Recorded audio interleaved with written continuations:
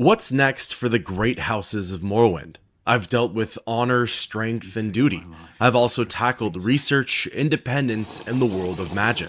Where could the story lead to next? Well, the most obvious answer is money. Hello, I like money.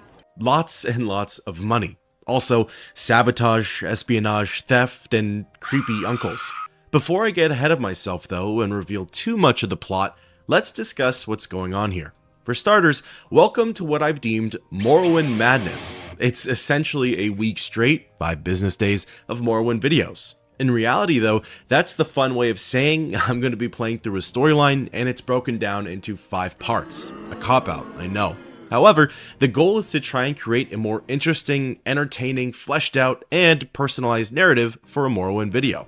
So, with that being said, in today's video, I wanted to begin my journey through the House Hlaalu questline featured in the Elder Scrolls 3 Morrowind. This is the third and final Great House storyline that I've yet to play through. Some time ago, I put out a poll asking which of the 3 I should start with, and honestly, I really thought House Hlaalu would have taken the cake there. Playing through the main questline, they seem to be the most quirky, although I think that's mostly due to that one character. However, to my surprise, Reynel had the most votes at the time, and then Telvanni was the runner-up. So, obviously, I had to go through those questlines in that specific order. I loved every minute of those 2 storylines as they had offered different aspects and perspectives of Vvardenfell. Well, here we are now on the last of the Great Houses. For this series, I'm going to play through the questline, explain the dialogue, throw in any little tidbits of lore that I could find, as well as detail my experiences. If that sounds interesting to you, then sit back, relax, and enjoy a tale from the Elder Scrolls.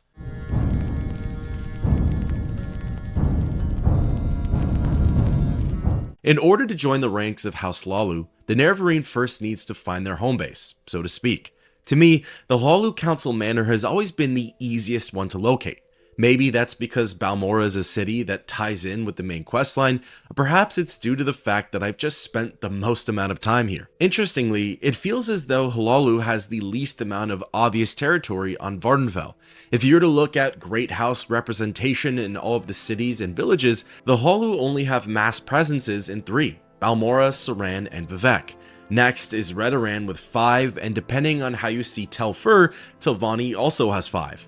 However, considering that the Hlaalu have a better friendship with the Empire, you could make the argument that they have the most free reign of any of the great houses. While no one's blocked off from roaming Vvardenfell, if the Hlaalu got into a sticky situation in an Empire-governed area, they'd be the better off of those 3 houses. Now, the Hlaalu Council Manor is up on the western end of Balmora. Heading on inside, the Nerevarine can make the rounds and get a good look at their future kinsmen. However, in order to join, the person you'd want to speak with is by the entranceway, Hlaalo Dorvain. Chatting with her, she introduces herself as well as her role with House Hlaalu.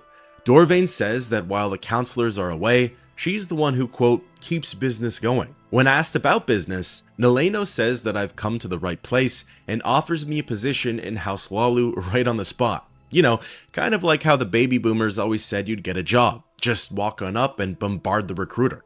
Dorvain says that I'm a worthy candidate. How she knows that, I have no idea, and that even Outlanders are welcome to join. I'll give them that. House Hlaalu seems to be the least discriminatory of the 3 great houses, at least in comparison to Reynel.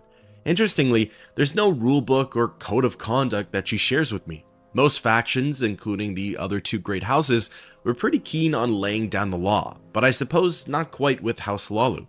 You know what they say, if it's too easy to get the job, something has to be up. Well, ignoring all the warning signs and red flags, I told her to sign me up, and just like that, I was the newest member of House Hlaalu. When ready, I could ask Dorvain about business and advancements within the faction.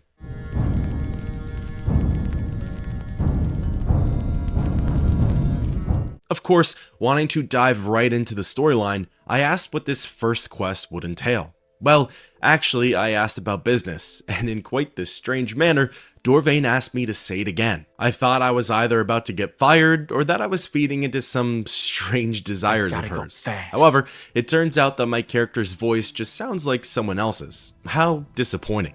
In any case, apparently the Nerevarine sounds like Felsin Sathandis, a member of House Redoran who, according to Dorvain, died just recently under mysterious circumstances. How curious. Hlaalo wants me to disguise myself as the late Redoran and intercept some orders from the Great House. Sounding pretty interesting, I agreed to the task and was told to meet with Naminda under Scar. Whatever she asks of me, my response is to say that I'm an orphan of Arnesia, as apparently that's their code word. In order to further disguise my character, Hlaalo gives me a native Gajulan bone mold helm. I suppose this will help to block out my appearance and muffle my character's voice just a little bit. Honestly, this seemed like a pretty neat first quest. I'm so used to finding ingredients or delivering potions for the first few missions of a new faction. To get to go undercover and do some intelligence gathering right off the bat, already House Hlaalu had some points in my book. Traveling to Aldrun, entering the Manor District, and heading on into the Redoran Council, Naminda was fairly easy to locate. It helps that I remember exactly who she is and where she was, but otherwise, she's the first NPC you'd see at the council entrance. Speaking with her, she asked what she could do for me. Sticking to the script, I simply replied with, "Orphan of Arnesia."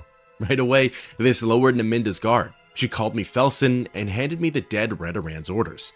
The Red Guard then said that they're in code, as per usual, and that Felsin was to deliver them to Margon. Yeah, not gonna happen. It's funny, even though these orders are in code, I still decided to take a peek at them. Just to see how coded they really were. Sazov, Ifnaliv, Goliv, Ligvavermerm, Ivgizim, Nuzmli, Za, Guzfri, Mavkaga, Huggelmitzla. Well, it turns out that they were super coded. I couldn't understand anything here. However, because the unofficial Elder Scrolls pages is excellent at what they do, they were able to crack the code. The text reads, Hlaalu rumored to be opening Rethan Manor as their next stronghold. Lethri believes he found evidence for illegal Hlaalu Ebony shipments from Caldera. Send agent to speak with Lethri and send agent to watch Rethan. Athen will use influence with Duke to block contracts if possible. While this may not make a whole lot of sense now, in a few quests or so, you'll be doing that Leonardo DiCaprio meme at the screen. Whoa. Here I come. Here I come. For now, all I can do is follow the rest of my orders and bring this back to Hlaalo in Balmora. Doing so, she thanks me for my services, and as a reward, Dorvain allows me to keep the helm, and she pays me out 500 gold, which is a whopping amount. With that, thus ends the quest, Disguise.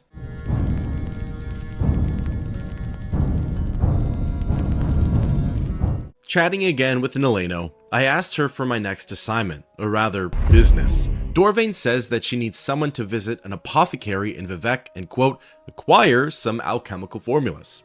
Right, exactly like how I acquired those Redoran orders. I'll just tell them that I'm an orphan of Arnesia again. The mark is Arain Fairness. She has her shop in the foreign quarter of Vivec.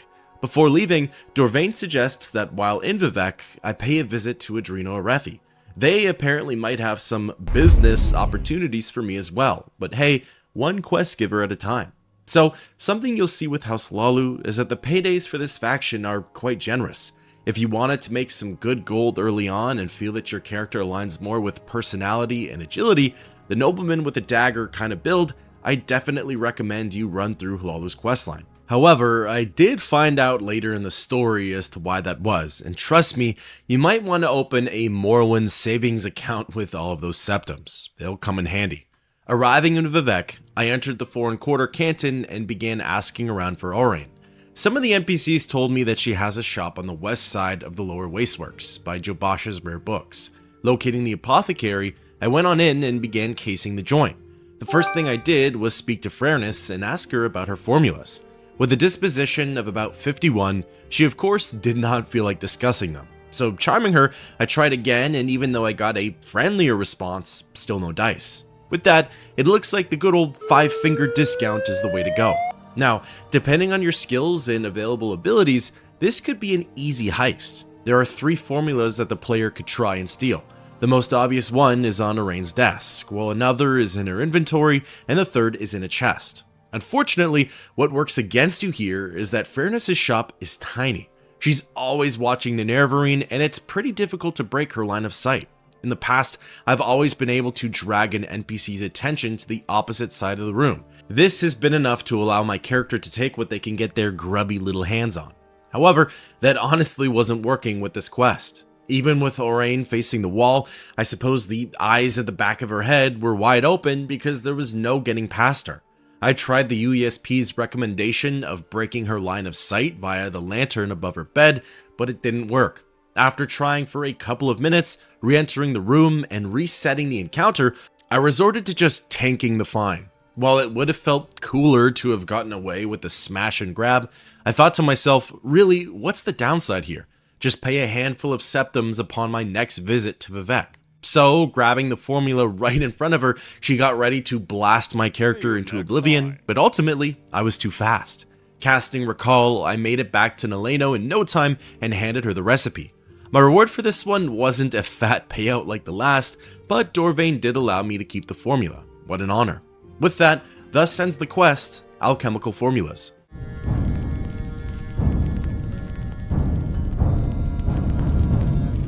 Returning to Hlaalo, I asked her for my next assignment. If you ask me, the Dunmer gave me quite the petty task. Apparently, one of House Hlaalu's rivals has gotten rich off of a local egg mine. In response, the quote, house wants me to tear down their wealth by exterminating the queen. You really can't have nice things these days.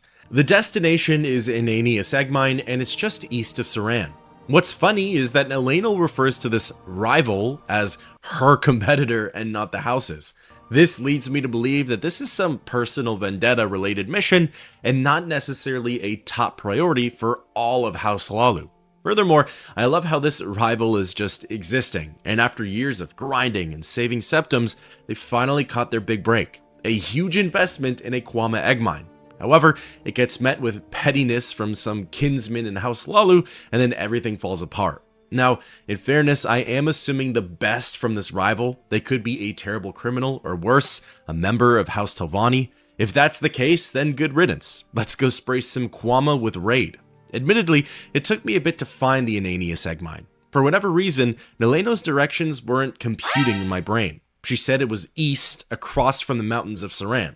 So naturally, my brain just ignored the cardinal direction and traveled the opposite direction of the city. You know, across the mountains. Yeah, not my finest moment there.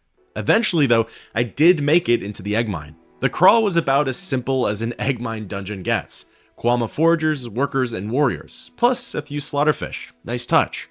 At the end of the line, I came across the queen. In quite the respectful manner, I brought my Daedric Dai katana down onto its neck, or wiggly parts, and the deed was done. Whomever this rival is, it's safe to say that they'll never financially recover from this. Probably. Returning to Dorvain, she rewarded me with the much appreciated 500 gold payout. With that, thus ends the quest, Inanius Egg Mine.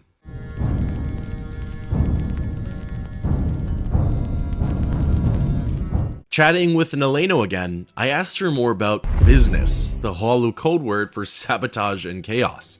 Unsurprisingly, the next task was just as scandalous as the previous three. Apparently, House Redaran has been selling more war hides than House Hlaalu. So, because of that, Dorvain wants me to convince the alchemists in Vivek that they should only buy the imported, likely more expensive versions from House Hlaalu. Admittedly, this quest is quite simple. The one and only NPC that the Nerevarine needs to puff their chest at is Rolassa Orin. Orin has a storefront somewhere in the foreign quarter of Vivek City. So far, I have to say I'm loving the House Hlaalu quests. They honestly feel so refreshing. To me, at times, it seems as though the content for a lot of these quest lines can seem almost cookie cutter. To me, practically half of them are jumbled inside of my brain because the quests themselves were either repeats or copy and pastes of some other quest line's mission. That's not to say that House Hlaalu doesn't have those, as I'm sure there are crossovers and similarities with some of the others.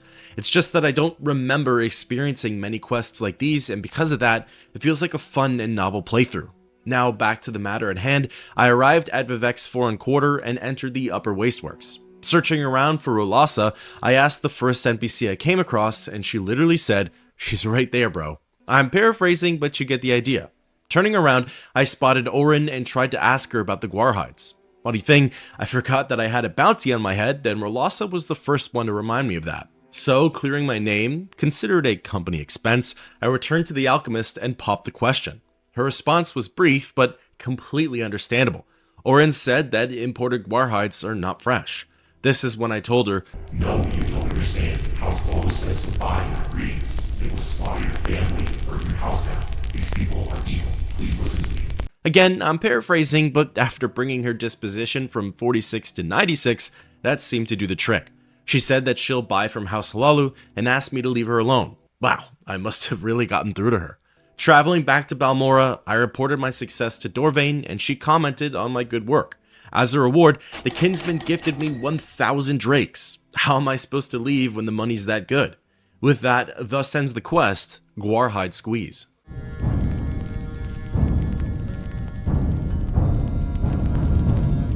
Chatting again with Neleno, I asked her for my next assignment. The Dark Elf said that she needed a courier. Some new orders were to be delivered to someone named Bivale Teneran.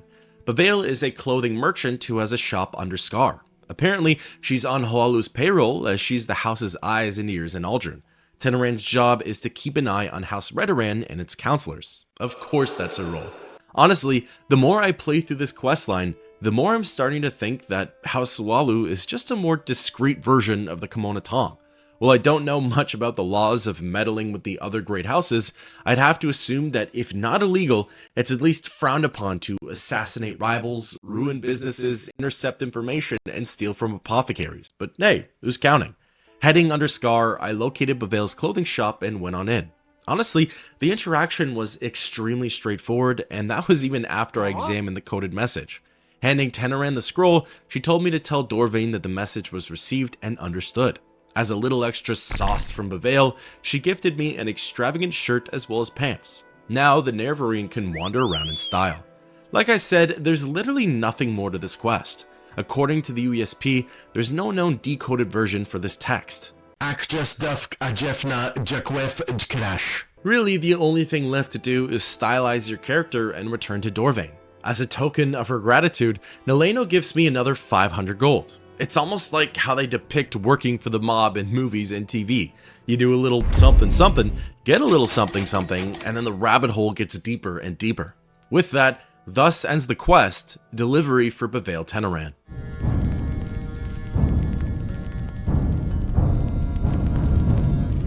Returning to Dorvain, I asked her the fabled question. Business? Neleno responded with quite the juicy yet serious topic. Apparently, a nobleman of House Hlaalu was recently murdered, Ralen Hlaalo. Dorvain would like for me to find his killer and deliver some good old-fashioned justice. Ralen was executed at his manor here in Balmora. Neleno gives me the house key and sends me on my way. I've always loved a good murder mystery. Keeps the whole town on their toes. Fast. Putting on my detective's cap, I first had to look around for Hlaalu's house, and judging on how long that took me, I knew I was in for quite the ride here. Entering the manor, right away, I could see Ralen's body sprawled out on the floor. Hello? Interacting with it, my character made some very astute notes. Can confirm he is dead. Ralen didn't have anything telling or interesting on his inventory, so the search took me through the rest of the house. Climbing up to the next level, I began opening some doors when all of a sudden, I came across one of the guiltiest looking NPCs I've ever seen. Uvirith, that could be Urin, I'm just trying to be polite here, was the only alive person in this building, other than me of course, and she was just sort of hanging out in the back room. Honestly, I was certain she was the killer, up until I had actually spoken with her. I mean, really, who knows still, but apparently Uvirith is the crown witness. She was employed by Hlaalo for many years. Doing what? Who knows, but now she's seemingly just squatting in his house, biding her time. Luckily for my investigation, Uvirith says that she can give me an accurate description of the murderer. Apparently, the culprit was a Dunmer. He was young, had pulled back red hair, wore bone mold armor, and wielded a Dwemer axe. Beyond that though, Urine doesn't know much more, and wishes me luck on my investigation. Well, the search does get narrowed down to a Dunmer, who's in bone mold armor, and may or may not be showing his face. Lovely. Fortunately, my big break didn't stop there. After returning to the council manor, I checked in with some of the other NPCs just to see if they could offer any insight. One, Mervs Uvain, was able to send me in the right direction. He said that that description matched that of Thainlin Velas's at the council club by the Siltstrider. Now, I know information that I'm not technically supposed to know. Having done some of the other questlines, I knew exactly who this guy was and what he was capable of. Deciding to speak with Velas first, when asked about Ralen, Thainlin denied the act and said that it was an Argonian named Ninetoes who actually committed the murder. You know, the Argonian Dunmer with pulled back red hair and bone mold armor. Receiving directions to Ninetoes' home, just for fun, I decided to pay him a visit. Chatting with the lizard, he was honestly very friendly, and I kind of felt bad for him. When the murderer's description was brought up, Ninetoes said that that should have more than proven his innocence. Although, he believes that because he's a foreigner and an Argonian, even though the evidence is still in his favor, the Dunmer might choose to believe Thainlin over him. At this point, all I have to go off of is hearsay and word of mouth. Urine said that it was Velas, and Velas said that it was Ninetoes. Again, it's kind of sad, but killing Ninetoes will get the job done, and Elena will accept him as the murderer if the Nerevarine chooses him as the culprit. Luckily for Ninetoes, I'm either on the money or being completely fooled here, but Thainlin was my obvious target. Returning to the club, my best course of action was to cast Frenzy and single him out. Otherwise, attacking him would be considered a crime and everyone else in the corner club comes running to his defense. Not that I couldn't have eviscerated just about everyone in the establishment, but I gotta make House Hlaalu look somewhat good here. Thainlin is placed at level 9 and he's a smith, so not exactly the warrior type. Lower leveled players will probably have some difficulty, but higher leveled ones should be in and out in no time. Also, he's got a decent amount of gold on him and a few key pieces for aspiring armorers out there, so not too bad for looting.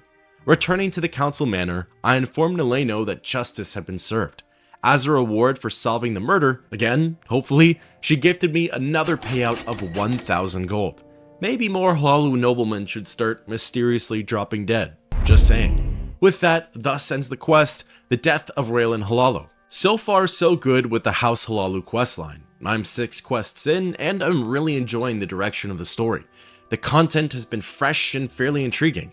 There's definitely a varied moral compass within this faction. Take care of your own, but Godspeed to outsiders. Also, a lot of the activities feel illegal, and not necessarily government sanctioned, but hey, we've got the Empire on our side, and that makes just about anything legal. I'm very curious and excited to see where the storyline leads to next.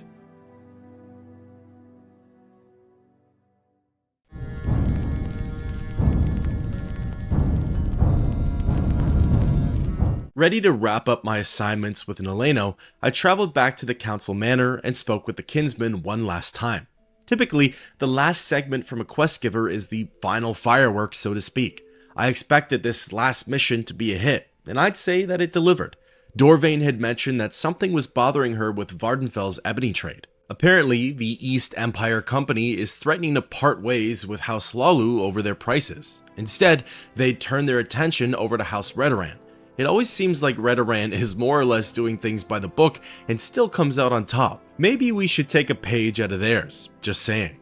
According to Hlaalo, there are only 2 solutions to this problem, and I get bonus points if I can carry out both. The first thing I can do is head to the EEC's office in Ebonheart and convince King Tony Ponius to continue his dealings with House Hlaalu.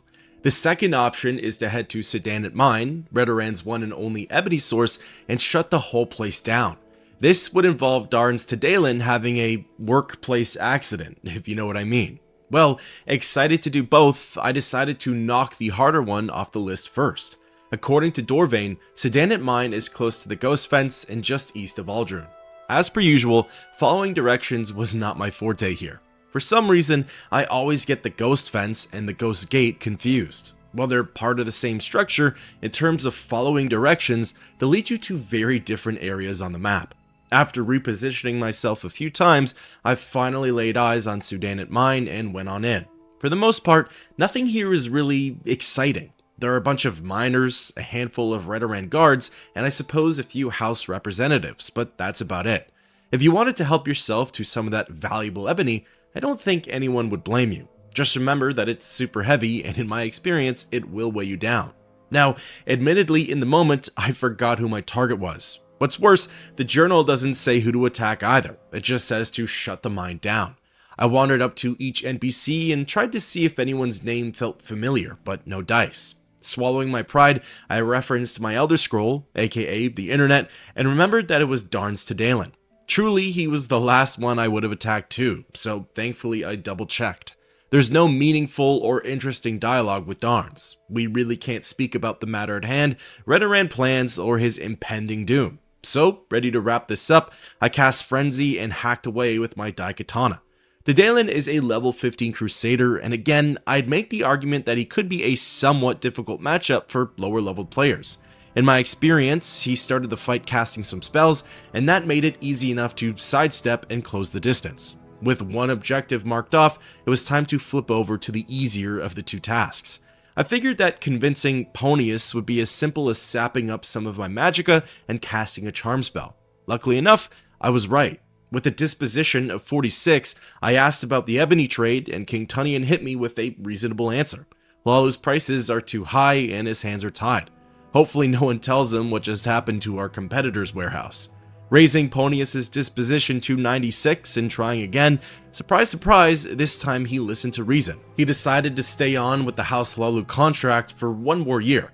By then, the Nerevarine could be on their expedition to Akavir, so it'll be out of their hands to secure the deal.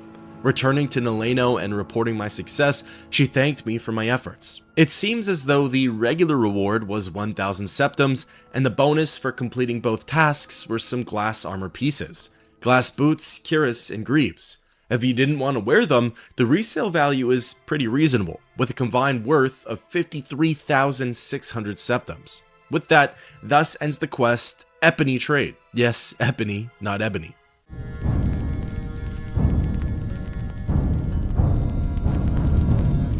Well, that brings Dorvain to the end of her line. When asked about business, she says that that's it for her. She has nothing left to offer. However, the Dark Elf suggests that I make my way to Vivec City, as the next few quest givers are over there, Adreno Arethi and the fabled Crassius Curio. Before heading off, I decided to cash in all of my banked advancements. I rose a couple of ranks and ended off at Lawman. According to Naleno, in order to push past this rank, I need to find a sponsor within the house, and that person would likely be Uncle Crassius Curio. So, with that, it's off to the big city in search of more adventure. Wanting to leave Curio's storyline for a later time, suspense and all that, I decided to clock in first with Adreno. According to Dorvain, Arethi is located in the wasteworks of the Hlaalu Canton. Arriving on site, I got directed over to the southern end and stumbled on into her office, her work from home space, if you will. Checking in with the Dunmer, I asked her the sacred question. Assignments? Adreno quickly responded back and said that she needs a courier. She wants me to deliver a sealed report to Baron Alen, the clerk of House Hlaalu's treasury. According to Arethi, the treasury is just down the hall. Similar to the quest that involved Bivale Teneran, this assignment is super simple. I'd have to imagine that the whole shtick here is that the Nerevarine can't, or rather, shouldn't read the letter. Well, that wasn't going to stop me, at least not on my first go-around. Arriving in the treasury, I made my way down to the vaults and located Alen. Before handing it over, I decided to take a peek at the message. Upon interacting with it, the game clarified and asked me if I really wanted to break the seal. Remembering my one experience from the Dark Brotherhood questline in Skyrim, I knew exactly what was about to happen, but wanted to go for it anyways. Well, guess what? It would end up being all for nothing. The message was coded. Adreno got one over on me here. Furthermore, there's no decoded version out there, meaning that this was simply a loyalty test. Upon trying to save face with Baron, he immediately recognized that the seal was broken. He vowed to snitch on me and said that my days as a courier within the faction were numbered. Returning to Arethi, she basically said that I wasn't trustworthy and that, in a way, this quest was a test to see if I was credible or not. Of course, I ended up failing. However, using the power of the Elder Scrolls, aka reloading an earlier save, I was able to revert back and not break the seal of the scroll. This time, Baron's dialogue was a lot simpler. He said to return to Adreno to just tell her that I had delivered the letter. Again, I'm pretty sure this quest was just supposed to be a clever gotcha from House Hlaalu, aka Bethesda. Reporting my success to Arethi, she rewards me with 50 gold, essentially 1 septum per step taken. And with that, thus ends the quest, Bank Courier.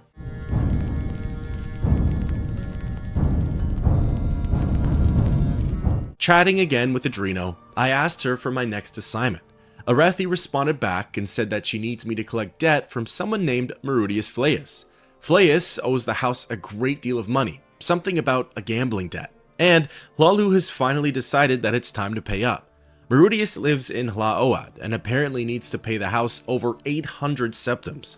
Arethi says that if Flaeus refuses, I have the go-ahead to Felsin Sathandus him.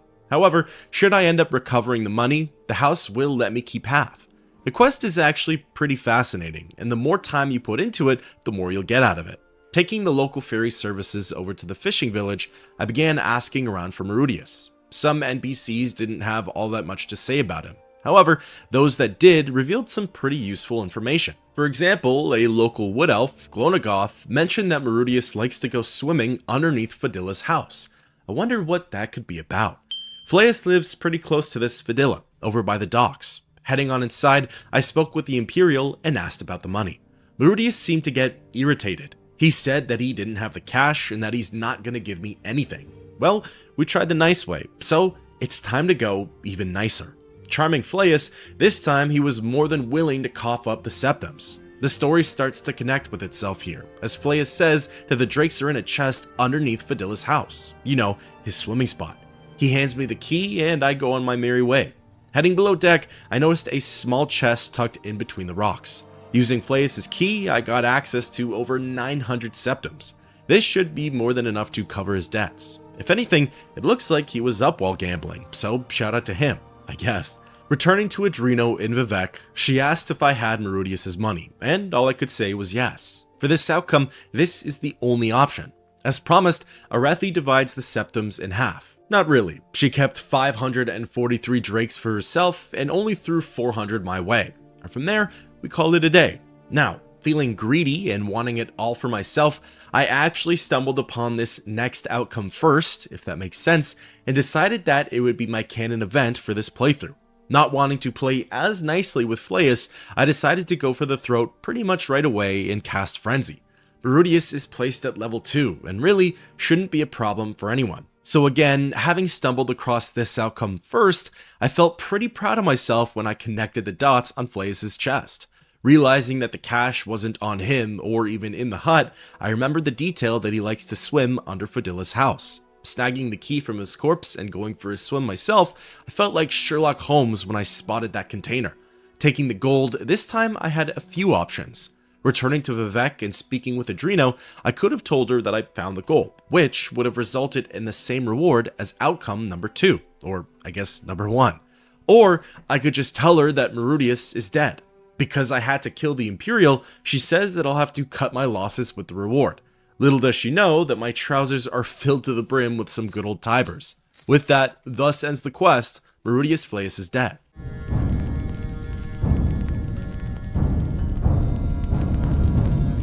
Chatting with Adreno, I asked her once again about business. She said that bandits are always bad for business, and because of that, one of the house's traders needs an escort. Due to the lack of safety on the roads, Tarvyn Faren needs me to accompany him all the way to Pelagiad. Apparently, the Dunmer is waiting for me by the road that connects to the foreign quarter. So, in the moment, this quest did get my hopes up. I thought we'd have an epic battle with a gang of ruffians or something of the sorts, but not really. Speaking with Tarvyn, he said that his destination was the halfway tavern and that he was all ready to go. I had my katana out the whole time and kept eagle eyes on the pathway. Really, this quest was more so just a patience tester. Having the boots of blinding speed, I moved way faster than Faren. I'd walk ahead for a good 3 to 5 seconds, hear the Dunmer shout, "Where are you going?" And then I'd have to pull over for a few moments. In terms of enemies, the only things we encountered were Gwar and rats. I'd assume that Tarvyn could at least handle those, or at worst, avoid them. At one point, I ended up getting excited as a mysterious man started walking towards us on the road. I thought for sure this was a quest encounter. However, I guess it was just a matter of right place, right time, as it was Nels Lendo, the subject for an entirely different quest. Now, thinking about it in hindsight, Nels could very well be the bandit that Tarvyn and the other traders are afraid of. If you're not a woman, I'd assume then that he'd try and rob you. So maybe, in theory, there was a threat on the road, and because Faren had an armed escort, said threat didn't dare make a move. That's my headcanon at least, my way of justifying the time that I wasted here. After reaching Pelagiad and heading on inside the halfway tavern, Tarvyn bade me farewell. I guess I at least honored House Hlaalu, who, according to Faren, is having troubles at the moment. troubles with bandits on the road, the Epony Trade, Blight, and House Redoran, so problems that I already knew about. Returning to Adreno, she thanked me for my services and rewarded me with 500 septums. With that, thus ends the quest, Escort Tarvyn Faren.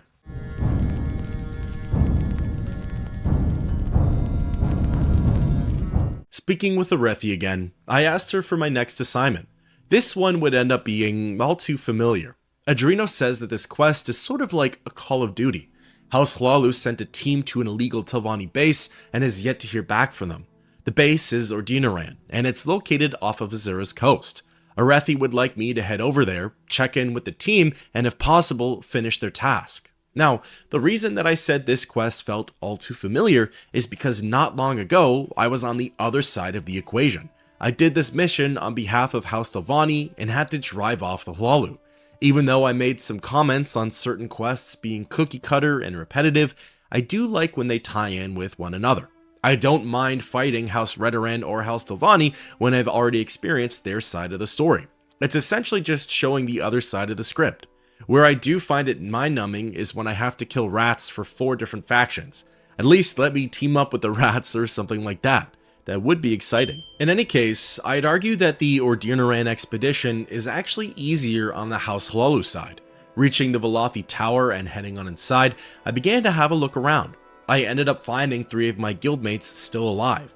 From the Telvanni perspective, these would have been 3 extra enemies that needed to be taken care of. Now, unfortunately, there's no dialogue pertaining to the matter at hand.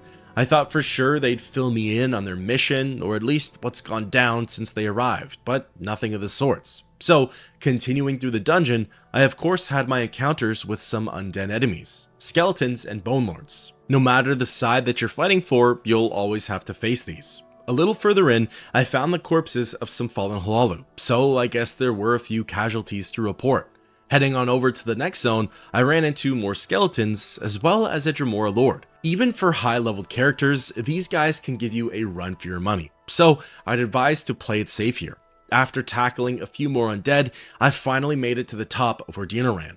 Here, there was a lone Tilvanni wizard. Milan Faram is a level 16 sorcerer and probably the most challenging opponent in here, or at the very least, he's neck and neck with the Dremora Lord. He has a vast spellbook with 25 different casts at his fingertips. My advice for dealing with mages in Morrowind differs a little bit from the other games. Either go with the status quo, close the distance and strike while the iron's hot, or you could let him deplete his magicka and seal the deal when he's got nothing left. One's faster, while the other is arguably more satisfying. Either way, when wrapped up, I recalled to Vivek and reported my success to Adreno. As a reward, she throws another 500 septums at me. At this point, newer players would have enough gold to live out their wildest Morrowind fantasies. With that, thus ends the quest, Odirniran.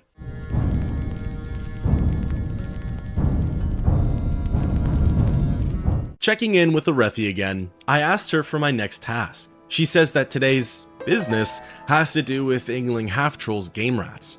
Half-Troll lives here in Vivek. Apparently, he breeds rats, which could be for fighting, hunting, or as companions. The details are foggy on that one. Recently though, one of his competitors slipped a few blighted rats into his breeding pen. The longer they stay in there, the higher the chances that his game rats will get infected. So, Adreno wants me to head to his house in the St. Ohms district and kill the diseased vermin while sparing the healthy ones. Sounds easy enough, and honestly, it was. Also, was I not just saying that if there was another quest that involved exterminating rats, that I'd want to be on the rat side? Talk about ask and you shall receive. Bonus points to House Hlaalu. Running over to the St. Ohms Canton, Yngling's manor was in the plaza area. Arriving on site, I navigated my way through his entourage of guards and warriors. Half-Troll himself was in one of the quarters, and speaking with him, I asked further about the game rats. Not a necessity, but I wondered if anything would come out of it. The answer to that is not really. He just asked for me to do my job and said that I'd better be careful with his rats. Noted. Heading on down to the basement, sword in hand, I walked over to the pen and stuck my head in there briefly. According to Adreno, the game rats shouldn't act aggressively towards me. It's only the untrained, blighted ones that would go feral. The first critter was easy enough to locate, as it literally chased me out into the hall. The next few, however, were a little trickier. I guess due to how packed the pen was, some of the rats couldn't actually move. So even though the combat music was blaring and I heard the noises of squeaks and lunges, I had no clue which ones I should be hitting. Although, after a while, I figured out the secret. The ones that were aggroed onto my character would turn their bodies and face in my direction. So any vermin that didn't pay attention to me whatsoever was off the hook, and the ones that would turn with me were my targets. After killing 3 of them and not seeing any more activity, I left the basement and returned to Yingling. Because I spared his game rats, nice guy half-troll would end up putting in a good word for me and even requested that I received a bonus. Now that's how you keep an employee around. Returning to Adreno, the reward ended up being 1,000 gold for killing 3 rats and sparing the others. I'm telling you, House Hlaalu knows how to take care of their people. Plus, I don't think I've ever embarked on a rat-killing mission and received that many septums for completing the job. The Fighters Guild could never. With that, thus ends the quest, Exterminator.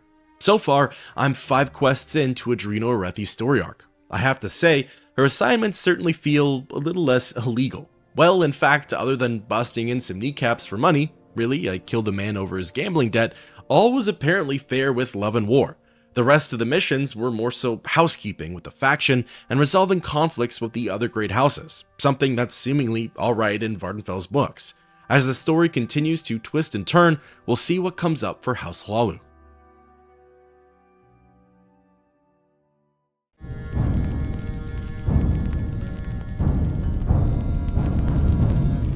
Returning to Adreno's at-home office, I dove right into the next assignment. Arethi started off by saying that it's ebony that makes Vvardenfell go round. I suppose because the Epony Trade is so important to House Hlaalu, that's exactly why they want to crush their competitors at every turn. First it was House Reynel, and now it's the Zainab Ashlander camp. Adreno wants me to head over there and not quite shut them down, but rather force a merger that most likely benefits House Hlaalu more than the tribesmen. Besides, the Ashlander camps are clearly rich and powerful, so why do they deserve a leg up in this world, right? You know, it's funny, when I first started playing Morrowind, a lot of you were there to watch that, I always hated going to the Ashlander camps. They all felt so out of the way and just difficult to reach. No ports, silt striders, or shrines nearby. A huge contributing factor, by the way, for that complaint would have been my lack of speed and limited magicka. In fact, I was just typing up a whole rant and had to stop myself after fact-checking. It turns out, none of them are that inaccessible. For starters, you could throw a rock from Voss and hit the Ahamusa tribe. This I already knew. You could also throw a rock twice from Tel Voss and hit the Zainab tribe. By taking a boat or silt strider to cool, you'd cut your travel distance in half instead of, leaping all the way from Margon. There actually could be a valid complaint for the Erroneous camp, which is a little further to walk and or fly to. You're either leaping all the way from Molag Mar or flying in from Sadrith Mora. However, the Erroneous are the worst of the Ashlanders, so whatever. Either way, that's my long way of saying, today I realized that these camps aren't the worst to get to. Not a very important point, but maybe you'd agree with me. In any case, arriving at the Zainab camp, I began asking around about Ebony. Some of the Ashlanders, who by the way were pretty friendly, although that is the Zainab shtick, directed me to the Gulakan, Ashabal. Ashabal's tent is with the rest of the big wigs. Heading on inside, I spotted the Gulakan in his 12x12 hut, sharp eyes, and began asking about the Epony Trade. Ashabal responded and asked why I cared. This was where I had a few options. I first told him that they should sell the ore through House Hlaalu. Ashabal remarked that the house already had plenty of ebony. However, that's when I told him that if too many people sell the material, the price will drop. That seemed to be enough to get through to the Gulakan. Ashabal considered what I had to say and agreed with me.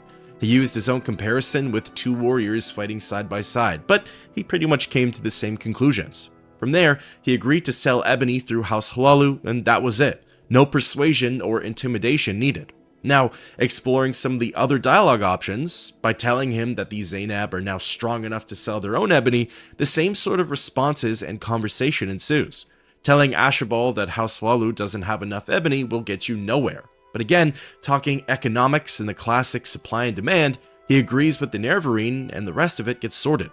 All in all, not too challenging or complex of a quest. Plus, no one needed to die. That's a bonus. However, if you did want to resort to violence, you could always frenzy and attack Ashabal. Cut the head off the ebony snake, so to speak. Arethi doesn't really condone it though, and with this outcome, there's no reward or payout from House Hlaalu. However, after securing a proper deal with the Zainab, Adreno ended up rewarding me with 1,000 septums. According to her, these are the future profits of House Hlaalu's recent merger. If only real life could be that easy. With that, thus ends the quest, Ashlander Ebony.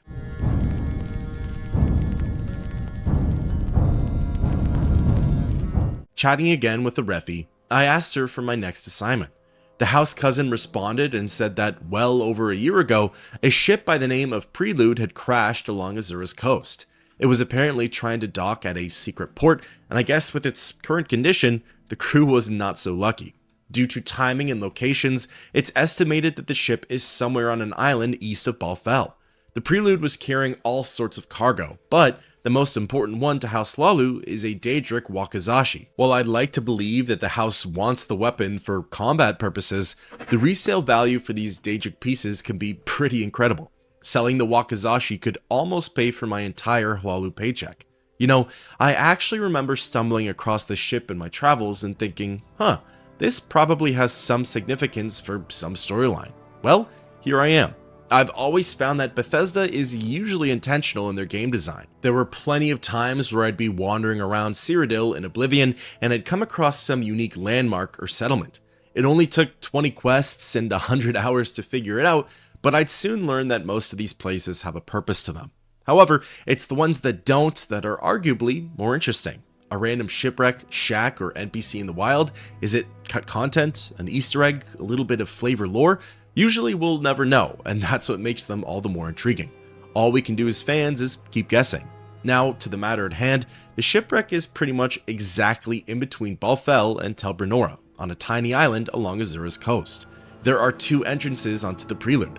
One leads to the cabin, and the other goes below deck. The cabin doesn't contain anything too special, other than some change and miscellaneous goods. Interestingly, I don't know if it was a bug or if I had been had, but the cabin door was locked from the outside. Luckily, I had the means to open it via magic, but if this is you someday, make sure you've got the picks or spells to actually get out of there. Now, heading below deck, there's a little more going on. For starters, there's a skeleton guarding the wreck. Not the most challenging guardian by any means, but at least it's a little bit of action. The Prelude has a bunch of crates and containers that you could stick your nose into. Something worth mentioning is that there's no reward for this quest, at least not in the traditional sense. Adreno doesn't hand the Nerevarine cash when all is said and done. Instead, anything you pick out of here is yours for the taking and can be used or sold, minus the Daedric Wakizashi. Continuing the descent, I had run into another foe, an ancestor ghost, as well as the corpse of the ship's captain. The Altmer has an enchanted mace on him, which could be fun, and he also has a key, which I'm assuming would have come in handy for the cabin portion. Yeah, a little late on that one. Just beyond his corpse is a trapped chest.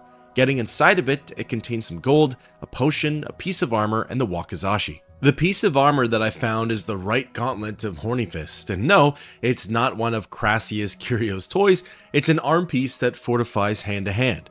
Interestingly, apparently the right gauntlet isn't even supposed to be in the game. I guess the left hand is the Horny Fist? I am playing on OpenMW, so I suppose that the creators just added it in, but still it threw me for a loop. Well, sword in hand, I was ready to leave the Prelude. Recalling to Vivek, I handed the blade over to Adreno, and as a finder's fee, she gifted me with 500 gold. You can't fool me though, I know exactly how much that blade is going to fetch the house. There better be more where that came from. With that, thus ends the quest, the Shipwreck Prelude.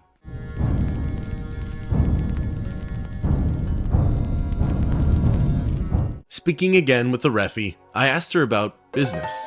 The Dark Elf said that a merchant in the city has been dealing with break-ins.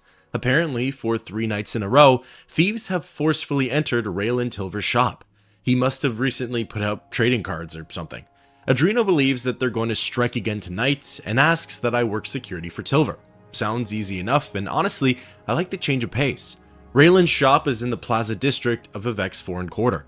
Even though Arethi says that the thieves are going to show up in the nighttime, it doesn't really matter what time the Nerevarine gets there for. The sun was still out and the sky was still blue when I arrived.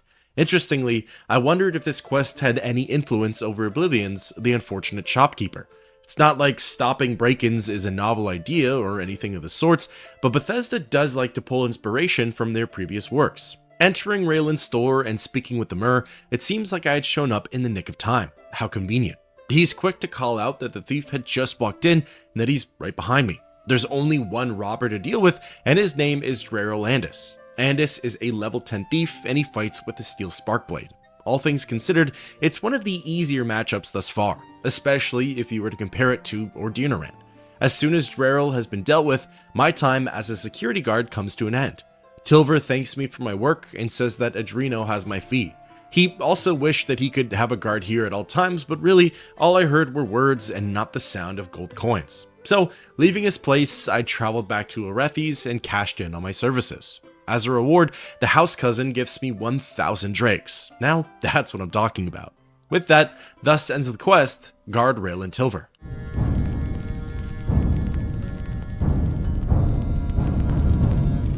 Alright, so that's the end of the line for Adreno Orethi. The Dunmer says that she has no more work for me and suggests that I either check in with Neleno in Balmora or Crassius Curio here in Vivec. Obviously, I've already exhausted all of Dorvain's missions, so the only other person to turn to is Uncle Crassius. Now, before we all get excited, Curio has some prerequisite missions for the player. No, it's not what you're thinking, but essentially, while I end up working for Crassius, he isn't necessarily my quest giver, not at first. It'll make more sense in a moment. First things first, it's time to get introduced to the Councilman. Let me tell you, this introduction is pretty wild. Curio Manor is in the plaza section of the Hlaalu Canton. Going on inside, the man, the myth, the legend himself can be found in the lower quarters. Speaking with Curio, he says that he's been eagerly awaiting my visit. He's heard whispers that I need a sponsor for House Hlaalu. Crassius is willing to take me under his proverbial wing, but before we can get there, he says that he needs to see what he's working with. Curio wants me to show him what I have to offer and that, quote, I shouldn't be shy. There's nothing more to discuss, and if I want to go forward with the questline, I've got to go through with it. Basically, the Imperial wants to see my character naked. At first, I unintentionally gave him a striptease. I was curious if I could get away with removing my armor and at worst, my shirt. However, this man wanted to see the Nerevarine stripped down to the bare bone. Armor came off, the dogs were out, hair was blowing in the wind, and finally, the loincloth was perched. Oddly enough, I had my character bearing it all for Crassius, and he still wasn't pleased. He called me a dumpling, told me not to be shy, and said to just do this little favor for him. I genuinely didn't know how I could get any more naked. I was even twirling and spinning around for him just in case he needed the extra persuasion. Still no dice. For a few moments, I thought my game was glitched or something of the sorts. Well, it would turn out that Crassius Curio wants to see it all removed. Literally everything. This includes jewelry and belts. I had completely forgotten that those were even equipped. Throwing those away immediately, finally I had gotten the pass from Uncle Crass. I guess the councilman had liked what he had seen. The Imperial said that him and I were going to get along just swimmingly and that I'll go far with his support. Curio promotes me to the rank of kinsman, and from there, the rest of our work together can begin. Now, before I mention that Crassius had some prerequisite missions, and believe it or not, while whatever that was had counted, that wasn't necessarily what I was referring to. When asked for assignments, the councilman said that I should report to Odril Helvi in Caldera. I'm to do whatever he asks of me. However, the catch is that I should relay the information back to Crassius just to, quote, keep him informed. Doing so will yield a bonus reward for me. With that, thus ends the quest, an admiring sponsor.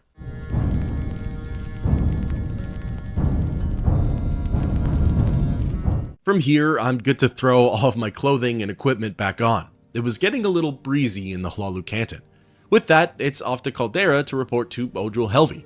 It is quite interesting that Curio wants me to play double agent, so to speak.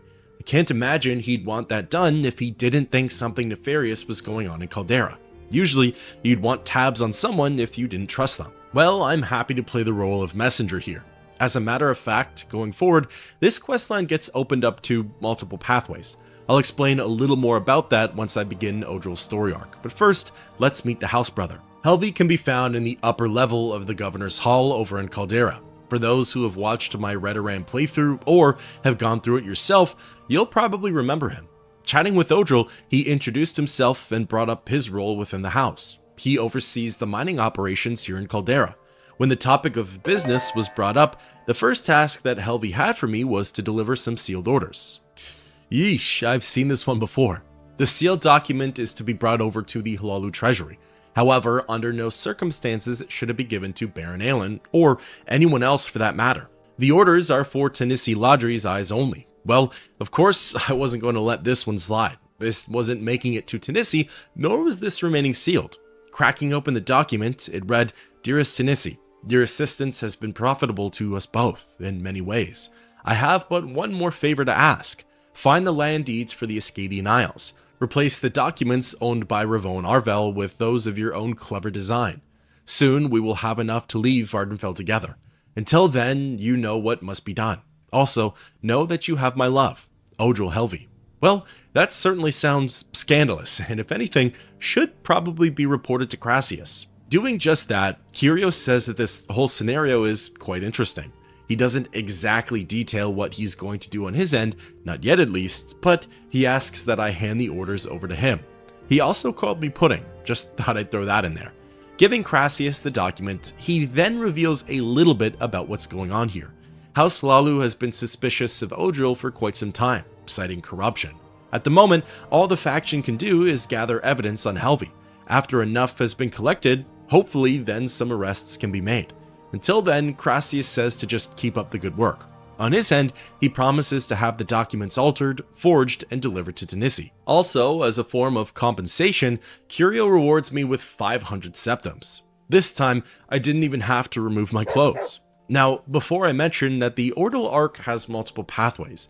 Essentially, you either choose to work with Crassius, kind of like how I am now, and undermine everything that Helvi's striving towards. Or, if you wanted to, you could choose to aid Odril and actually follow through with his requests. Admittedly, I didn't realize that the second was an option until it was too late. So, while I don't have the visuals, I can at least describe what would have happened if I had gone with option number 2. For this quest, essentially Tenissi just gives the player a courier's fee of 100 gold, assuming the orders are still sealed. Otherwise, she rats on you to Odril, and overall dispositions get dropped. Working with or against Helvi, his response to a successful delivery is all the same. He says, "Cool, thanks," and that's about it. Oh, and that he has more business to discuss with me. With that, thus ends the quest, Sealed Orders.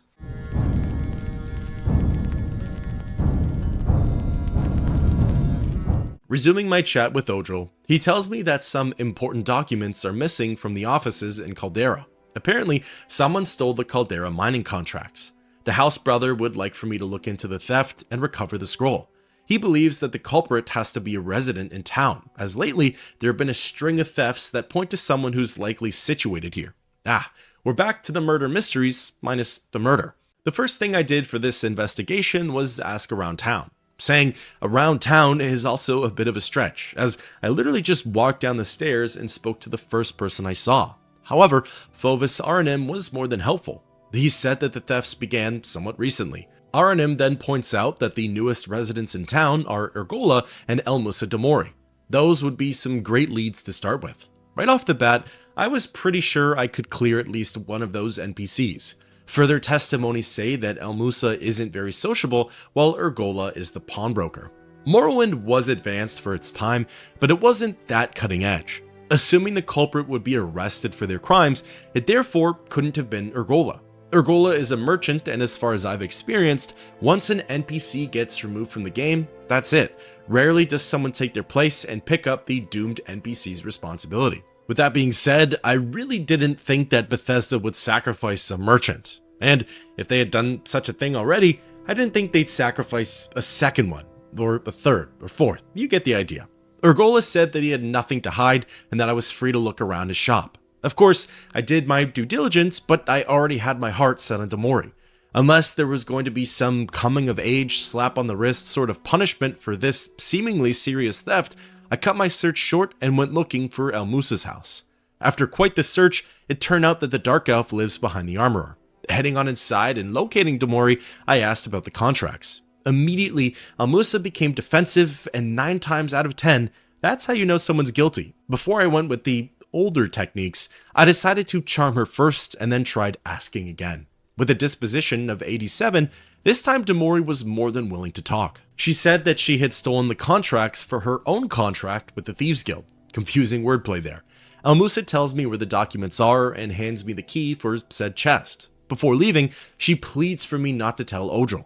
Even people who aren't associated with the house can see that he's been corrupted and abuses his power. Demori asks that I make up a story for the contract's location. If I do so, she'll put in a good word for me with her superiors. Well, obviously, unable to think for myself, I'll just have to see what Crassius makes of this whole mess.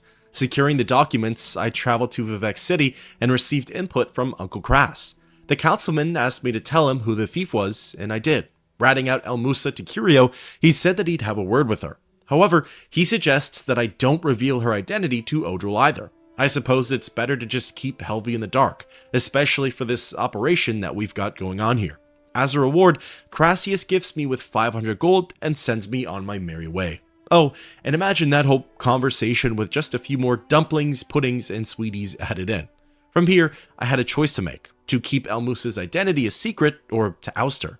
Well, normally I just follow what Uncle Crass has to say, but after referencing my personal Elder Scroll, I decided to throw Demori under the bus.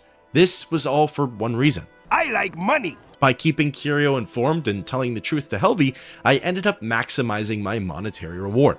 Odril thanks me for my efforts and rewards me with 1,000 more septums. All in, that's 1,500 for playing both sides. Talk about the Hlaalu way.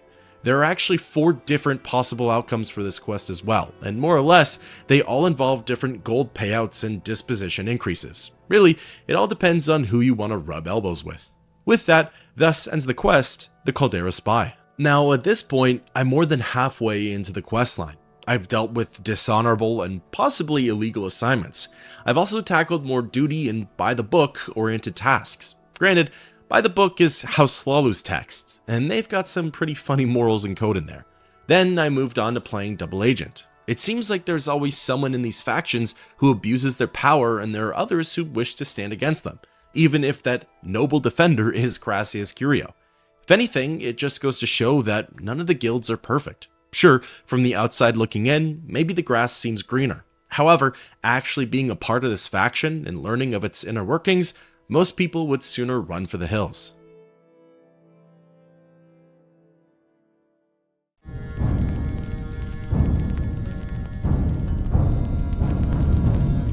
Ready to see what the house brother had in store for me next and how I could undermine his every move, I returned to Odril and asked about business.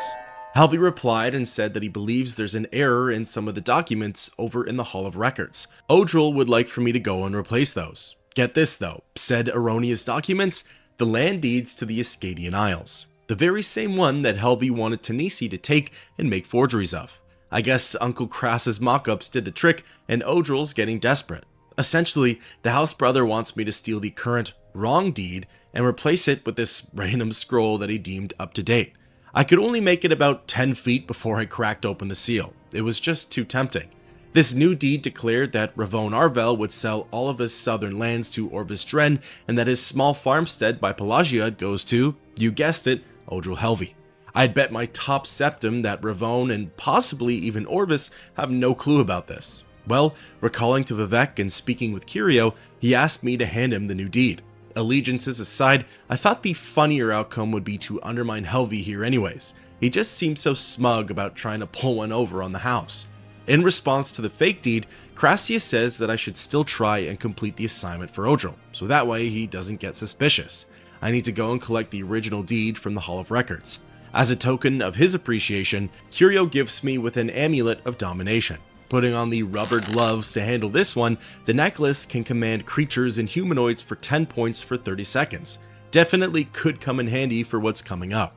So from here, it's off to the Hall of Records. Do you remember the quest Alchemical Formulas? The second one in this series where I had to steal a parchment right out from Moraine Fairness's nose? This task isn't all too dissimilar. There are 2 NPCs standing guard in the room. Speaking with Valvosa Marian, the Hall of Records bookkeeper, I was able to ask her about said erroneous documents. Unsurprisingly, she got upset that word was spreading of possible inaccuracies with the deeds. Rightfully so too, as there are no issues with them. However, her getting angry and shooing me away really doesn't help with my objective. After casing the hull for a bit, I finally got eyes on the Ascadian Isles land deeds. They're in a small lockbox on one of the bookshelves. Unfortunately, just taking the deed is considered theft. Again, makes sense, so I had to try and get crafty.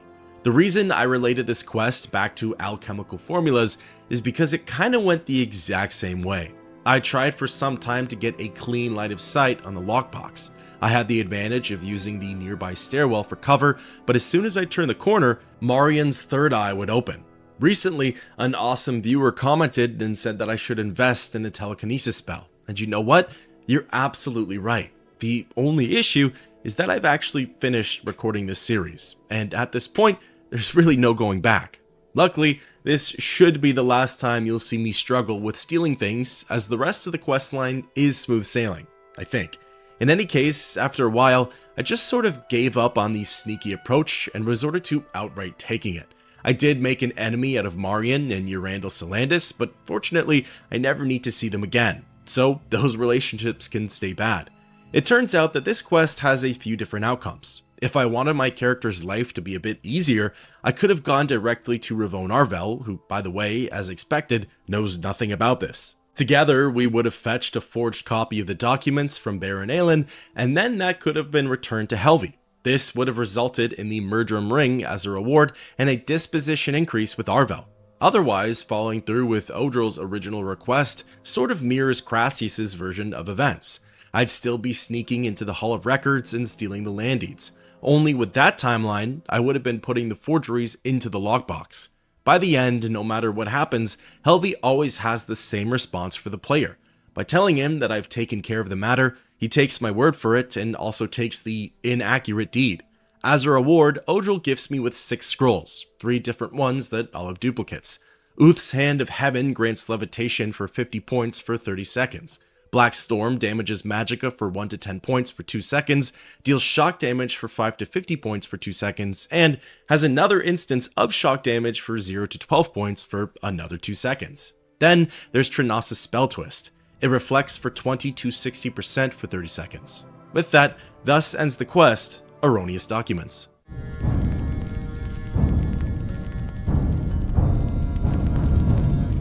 Chatting with Odril again, I cheekily asked him for my next assignment. Helvi mentioned that he's responsible for most of the land in the Ascadian Isles. I wonder how he got that role. At this time of year, he says that he needs to collect rent and taxes from the farmers. So he'd like for me to go and speak with Manarvarnan Ada and Loven Andis. They each owe Helvi 50 drakes. Interestingly, Odril says that if these farmers refuse to pay, I have the right to kill them.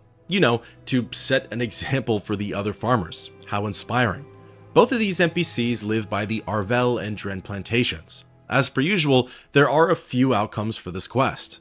Honestly, working with Crassius ends up being the easiest one, or rather, the one that requires the least amount of effort. By telling Curio about the situation, he shares his rather humanitarian response. Uncle Crass recognizes that to some, namely him and I, 50 drakes is nothing. However, for these farmers, those septums can make a world of difference. So instead, Curio hands me 500 gold and tells me to pay off the farmers' debts for them. The extra 400 is for me to keep. You know, say what you will about Crassius's overuse of the words dumpling, pudding, and sweetie, as well as his odd obsession with my character's skin. He can have a soft spot when it counts. Don't get me wrong, this man is still creepier than a Hagraven, but at least he looks out for the little guy. So, like I said, this could technically lead to the end of the quest. All I have to do is return to Odril and hand him the money. However, this would end up being one of the few Helvi-based missions that I actually explored the alternatives for. I decided to go and pay the farmers a visit just to see what that interaction would be like. Unsurprisingly, the NPCs were unable to cough up the gold. They were rather plain and humble about it too. From here, if I really wanted to, I could have killed them, as that was an option, but honestly, it was the last thing on my mind. However, there is an alternative solution to the alternative solution. Loven Andis offers up his Gwar, Corky. It is possible to bring Corky to the local Gwar herder, Druleen Phelan. There, she'd buy the animal from you for 200 gold, which of course would more than cover the taxes. Then of course, the alternative to the alternative's alternative is that I just pay Odril 100 gold. That's it. At the end of the day, the greedy swit just wants 100 septims. He doesn't ask where it comes from, and the Nerevarine doesn't have to tell. In fact, Helvi says that he didn't actually think I could get the money from the farmers. I guess he just expected me to come back with blood on my hands. Gotta love the confidence there. With that, thus ends the quest, Rent and Taxes.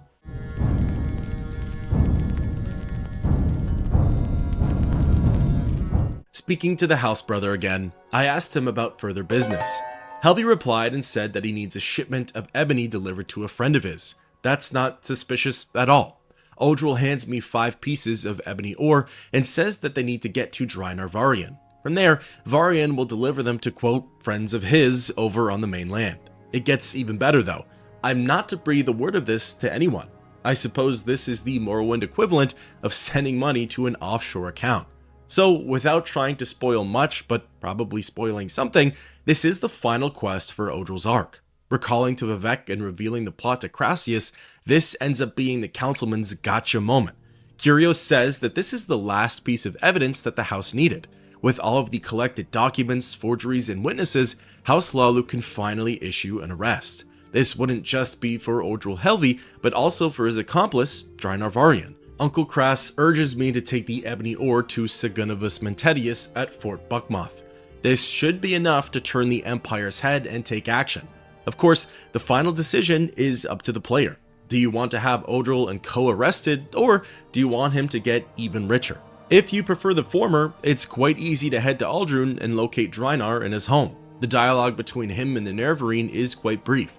He takes the ore and dismisses the player. From there, you can head back to Caldera, reunite with Helvi, receive 500 gold, and close out his story arc. Or, if you want to be the Chatavarine, you could just head south of Aldrun and find Mentetius at Fort Buckmoth.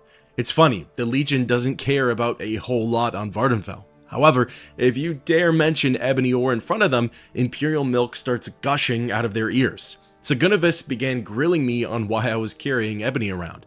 When I told him that I was the middleman for Odril Helvi, he then asked who the delivery was for. Interestingly, I had the option to lie here. I guess if I wanted to, I could have covered for Draenor. However, I couldn't give an Argonian's cloaca about Varian. So, throwing him under the bus too, Mentetius told me to hand over the ore and that he'd make the necessary arrests. Hey, that works for me. The wannabe ender pearls were weighing me down anyways. Sagunavus said that this matter was officially out of my hands, and from here, I was free and clear to return to Curio. For my own curiosity, I decided to check in on Odril over in Caldera. At the time, I didn't know that the arrest was going to be instant. I thought there might have been some Scooby-Doo if it weren't for you meddling kids sort of wrap-up, but not quite. Helvi was gone. One source of House Hlaalu's corruption was taken care of, but I'd have to imagine that the roots run deep. As the saying goes, one bad apple spoils the bunch. Returning to Crassius, he congratulated me for a job well done. Apparently, Odril was sent to some prison ship. I'd have to imagine it's set course for the Imperial City. As a reward for the grand performance, Curio gifts me with 2 rings. The first is the Eye Maze ring. This grants the wearer with Chameleon for 10 to 40% for 10 seconds. The second is the Dire Shardbolt ring. It deals 5 to 11 points of frost damage on target. With that, thus ends the quest, Shipment of Ebony.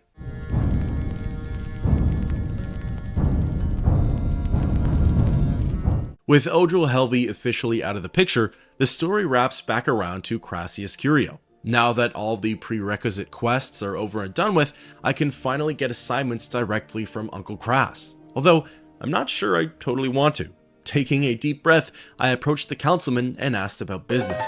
Curio replied and said that he wants me to look into someone by the name of Velfred The Outlaw. Since I apparently have tons of experience with ebony smuggling, Crassius thinks that this should be a piece of cake. Apparently, Velfred has been selling his own ebony on the side and, quote, hasn't been paying House Hlaalu the proper respect. I'm assuming that just means that we haven't been able to take a cut of the profits, or that there's another forced merger on the horizon. According to Curio, Velfred usually docks somewhere by the fishing village of Hlaalo. If Mr. Outlaw refuses to listen to reason, I have permission to use the old-fashioned techniques. At worst, I could even Murudius Flaeus him, if you know what I mean. Arriving at the Bitter Coast, I began looking around for Velfred. My first mistake was taking Curio's directions literally. He said that the Nord usually docks at Hlaalo. Well, I wasn't seeing any sketchy barbarians in the area. After looking around for a bit, I finally decided to ask for his whereabouts. Thanks to a Hlaalu guard, I learned that the Gritwake, Velfred's ship, is actually further along the coast. It's close to the village, but a little more off the beaten path. Best guesses there is that the crew wants to avoid unwanted attention, aka prying eyes from just about everyone. Following the updated directions, it didn't take me too long to reach the Gritwake. Furthermore, Velfred would end up being one of the two pirate barbarians atop the deck. Chatting with the Nord, my only dialogue option was to tell him to respect House Hlaalu. It's kind of funny too, because his opening dialogue was rather pleasant and quite conversational. Or it was a diss, I couldn't quite tell. With a disposition of only 46, the Outlaw replies and simply tells me to back off. A lesser man would have taken those as fighting words. A greater one, though, would take that as a challenge. Charming Velfred with my foolproof spells, he quickly changed his mind on the topic of respect. Again, with further context clues, I'm pretty sure respect means a cut of the profits, the Hlaalu tax, if you will. He says that he'll pay up, but House Hlaalu better keep up with their end of the bargain. Yeah, not my jurisdiction, not my problem. Before leaving, I wanted to quickly explore the Gritwake. As far as ships go, this was definitely a boat. There were a few other barbarians on board, although none of them really had anything interesting or relevant to say. There's also a fair share of cargo that, if you really wanted, you could try and take. This includes a lot of ebony ore, which, thanks to the Nerevarine, the troll toll of House Hlaalu's monopoly only grows. You could goad the Outlaw into fighting you, which can easily be done by baiting him via frenzy, or just by outright choosing violence. The former results in a simple 1v1 with the level 17 Nord Barbarian, while the latter results in an all-out brawl with the rest of the Nords. Interestingly, the crew is carrying a few ash statues that they apparently get touchy about. If you wanted to feel even more justified in executing them, you could always mention the evil relics to Velfred. This apparently gets his goat and results in him making the first move. Either way, as soon as the house has been respected, that's it for the Gritwake and its crew. There are some skill books in the captain's cabin if you wanted to look into those. Recalling to Vivek and reporting to Crassius, he rewarded me with 1,000 septums. Hey, with payouts like those, he could call me Dumpling all he'd like. With that, thus ends the quest, Velfred the Outlaw.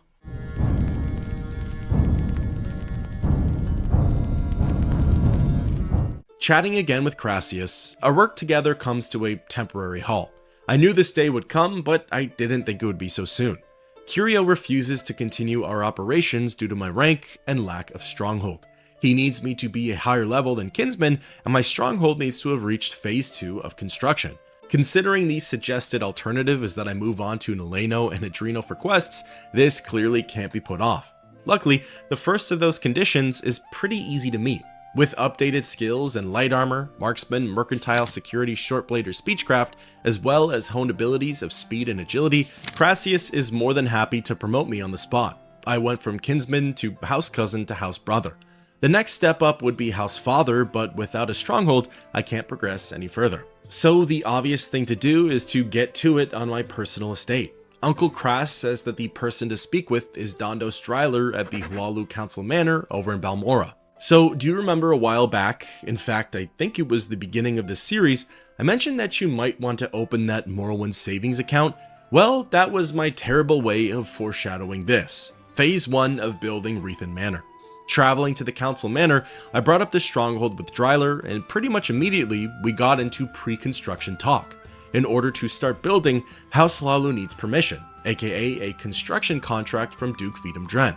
Furthermore, we also need a land deed. This can be acquired from Baron Aelin in the Hlaalu Vaults. So, with this being my third time going through the whole Build a Stronghold quest, I more or less knew what was in store for me. For the more part, speaking with Duke Vidam Dren was a walk in the park. As per usual, the Nerevarine heads to Ebonheart and brings up the Stronghold. The Duke hits you with the, I don't know, will you use it to defend Vardenfell? The Nerevarine gives him 2 thumbs up while crossing every other part of their body, and it's as easy as that. Sure, if people attack Rethan Manor, I'll defend it, but nothing really more beyond that. With the construction contract in hand, it's time for the less part. Having just done House Telvanni recently, the wizards needed 2 grand soul gems. Not the easiest thing to get a hold of, but the 5-finger discount worked wonders for that.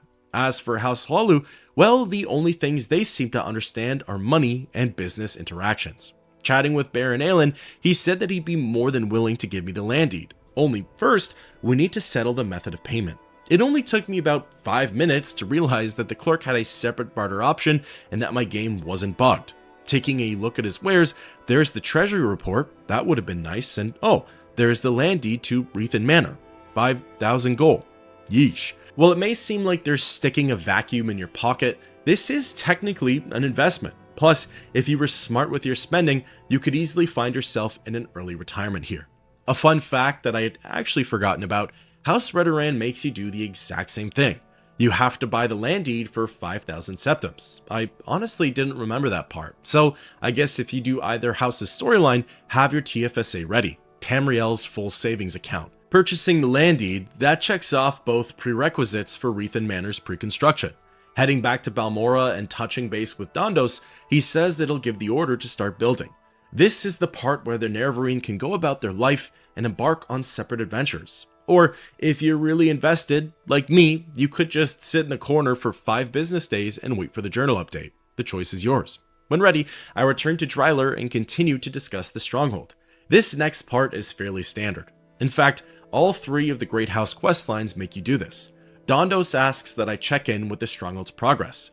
I'm to head to the building site of Ralen Manor and talk to the foreman, Durble Grorush. I'm pretty sure this part was added in just so the player could see where exactly their stronghold is being built, as normally it's kind of in the middle of nowhere. I will say though, House Hlaalu is the easiest one to get to. Ralen Manor is practically right beside Balmora. You just have to follow the Odai River. If you were to compare it to, say, Tel Uvirith, I'd consider it a walk in the park, or really, a walk in the river. As per usual, this stronghold is a mere shell of what it will be. However, you can use this time to get a gauge for its aesthetic, architecture, and overall area. Chatting with the foreman, Grorush more or less says, "Why are you here? There's nothing to see." Fair enough, returning to Dondos, he says that it's all going according to plan and tells me to check back later. Oh, the adventures, secrets, and storylines you could discover within those 5 business days. As soon as the next journal update hit, I spoke again with Dryler. For Phase 2, the Kinsman said that there was room for improvement at Ralen Manor. For instance, I could find some business to engage in. The examples he provided were farming and egg mining, although the only option I could pursue is the latter. The closest vacant egg mine to the Stronghold is Shurdan Rapley. However, there are a few issues with it. Firstly, the mine is blighted, so if I want miners to actually work in there, plus an ample supply of healthy Kwama eggs, I'll need to cure the queen. Secondly, I'll need miners. Dondos believes that I could find workers in either Nissus or Sadrith Mora.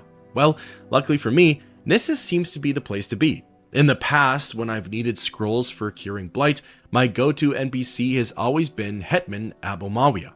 He has a hut on the southwestern side of town. One scroll costs about 100 gold, but in my opinion, it's worth every Tiber. As for finding workers, I had the ability to ask some of the other NPCs around town. The name I kept hearing was Ilisaur Ten Cimmerian. Everyone kept saying that he lives on the northern side of town, in between the temple and the mines. In my opinion, this wasn't descriptive enough. It's totally the game that deserves the blame here and not my observational skills.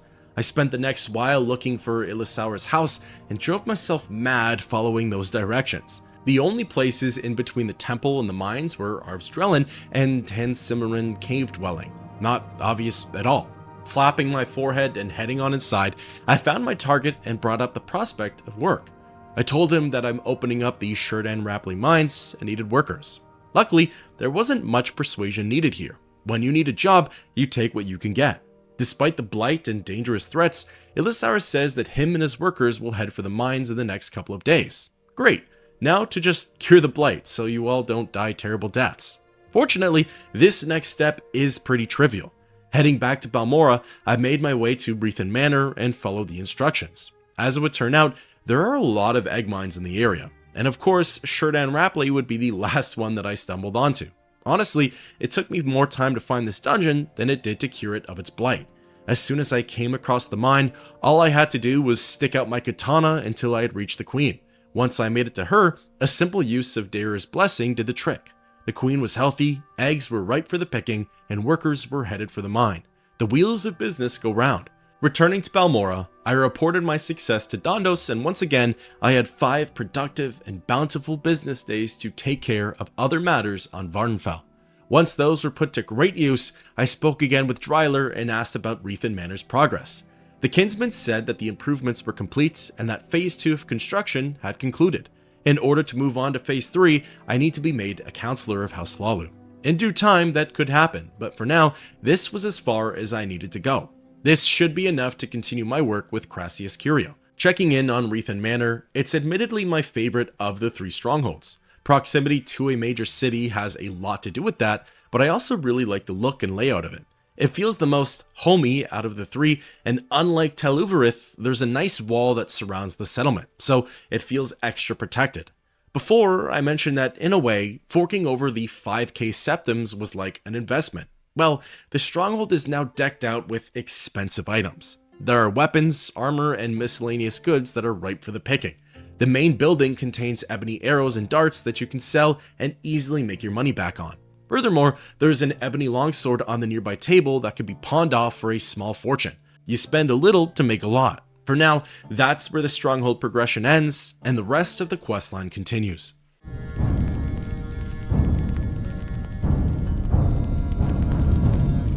Returning to Uncle Crass in Vivec, word seemingly got to him that I was now the owner of Rethen Manor.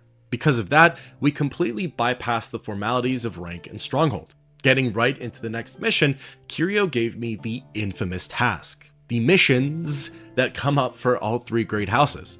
Destroy the other 2 factions. Destroy isn't really the correct term, it's more like knocking them down a peg. Basically, both the Telvanni and the Reynel have built illegal strongholds. Where I had to ask the Duke for permission and acquire a land deed, they seemingly just said to oblivion with it and did their own thing. For some reason, this really grinds the gears of each faction, in this case, House Hlaalu, and because of that, there's now a demand for blood. First up is teaching House Reynel a lesson. Lord Banden Indarys is at Indarys Manor over in the Baal Isra region. Baal Isra is not too far from Aldrun. I'd consider Indarys Manor the second most convenient stronghold to get to. Depending on the type of person you are, it could be the second least convenient, whatever floats your boat. Now, the awesome part about these Karen quests is that you have the opportunity to loot these strongholds out of house and home. More or less, Indarys Manor is outfitted with these same types of items as Rethen Manor. As soon as you take care of Banden and Indarys, the only aggressive NPC in the building, a level 19 warrior that fights with his fists, the stronghold is your oyster. Ebony weapons, powerful potions, jewelry boxes, it's definitely a fruitful venture. What's more, returning to Curio and informing him of my success, he gifted me with 1,000 more septims. If you played your cards right, House Hlaalu can turn you into Vardenfell's richest outlander. With that, thus ends the quest, kill Banden and Indarys.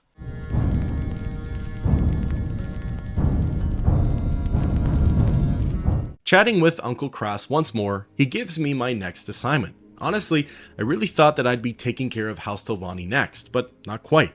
Curio thinks it'd be in my best interest to win the support of at least one more counselor. Of all the Hlaalu higher-ups, Crassius suggests that I turn my attention to Bero. Apparently, he's the only other councilman who's likely to sponsor an outlander. Sounds simple enough, except for one small detail. No one really knows where to find Bero, not even Curio.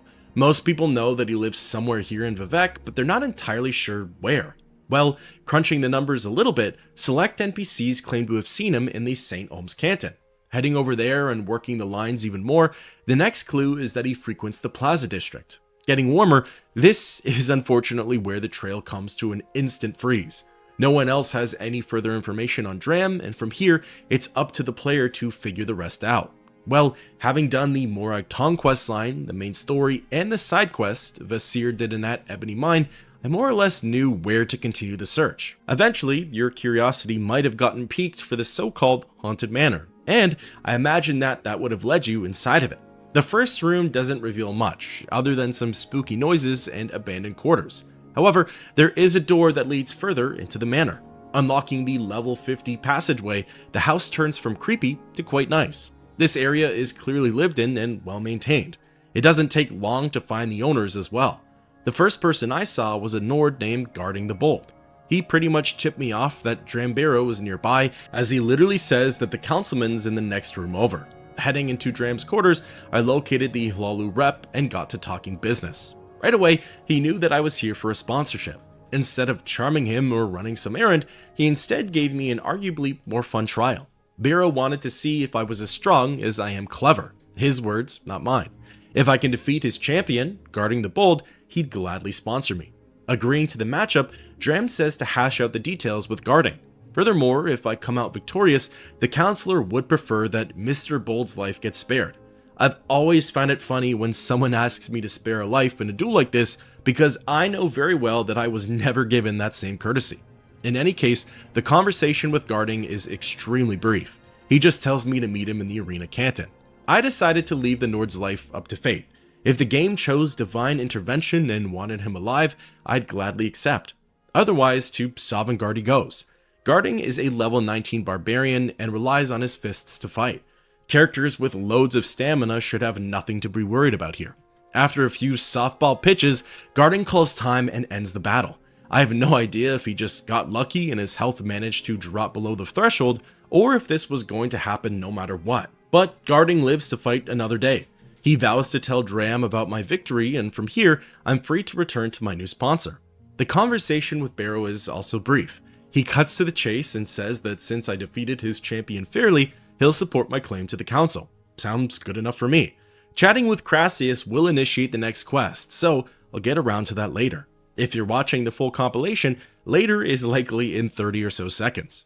At this point in the questline, I only have 6.5 more missions to go. I've risen through the ranks, reached House Brother, got rid of corrupt noblemen, built my own settlements, and knocked House Redoran down a notch. With the storyline coming to an end, one can only wonder, where does the plot go from here? How much more up can we go?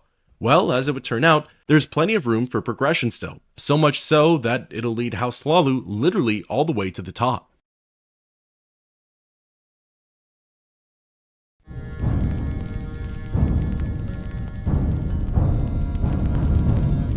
Returning to Uncle Crass, he has just one more assignment for me, and I'm pretty sure we can all guess what it is. I took out the Redoran Stronghold, so naturally, it's the Telvanni's turn to fall. First things first, I asked for an advancement in rank, and the councilman had promoted me to Housefather. That means that I'm just one position away from Counselor. Now, when asked about business, Courier tells me about the Telvanni stronghold, Tel Uvirith, and that its owner, Reynel Uvirith, needs to go. In a previous segment, I've drawn a map on where Tel Uvirith is located. Thinking about it in hindsight, while I'm still of the opinion that it's inconvenient to get to, I suppose that's the whole point, isn't it? The Telvanni preferred to conduct their research and affairs in private, away from prying eyes. Lore-wise, I guess it actually makes a lot of sense that they'd build a stronghold far away from civilization and populated areas. Plus, Telvanni towers are probably trickier to erect than, say, a house along the river or a shell in the desert. I imagine the growth process wouldn't be conducive to gentle city life. In any case, similar to kill Banden and Indarys, all I had to do for Reynel was enter the lower tower of Tel Uvirith, find Reynel Uvirith, and deliver a swift death. She's a level 16 mage and has an expansive spellbook, but it's not enough to overpower the Nerevarine. Tel Uvirith does have its fair share of treasures, however, I think the other two manors have more valuable loot to them. I could be wrong, and if so, please correct me down below, but in terms of pure resale value, Rethan and Indarys have a beat. In any case, with the job done, I was free to return to Vivec and report to Crassius. Uncle Crass rewarded me with 1,000 septums, and he told me he was proud of me. Thank you, Dumpling. With that, thus ends the quest, kill Reynel Uvirith.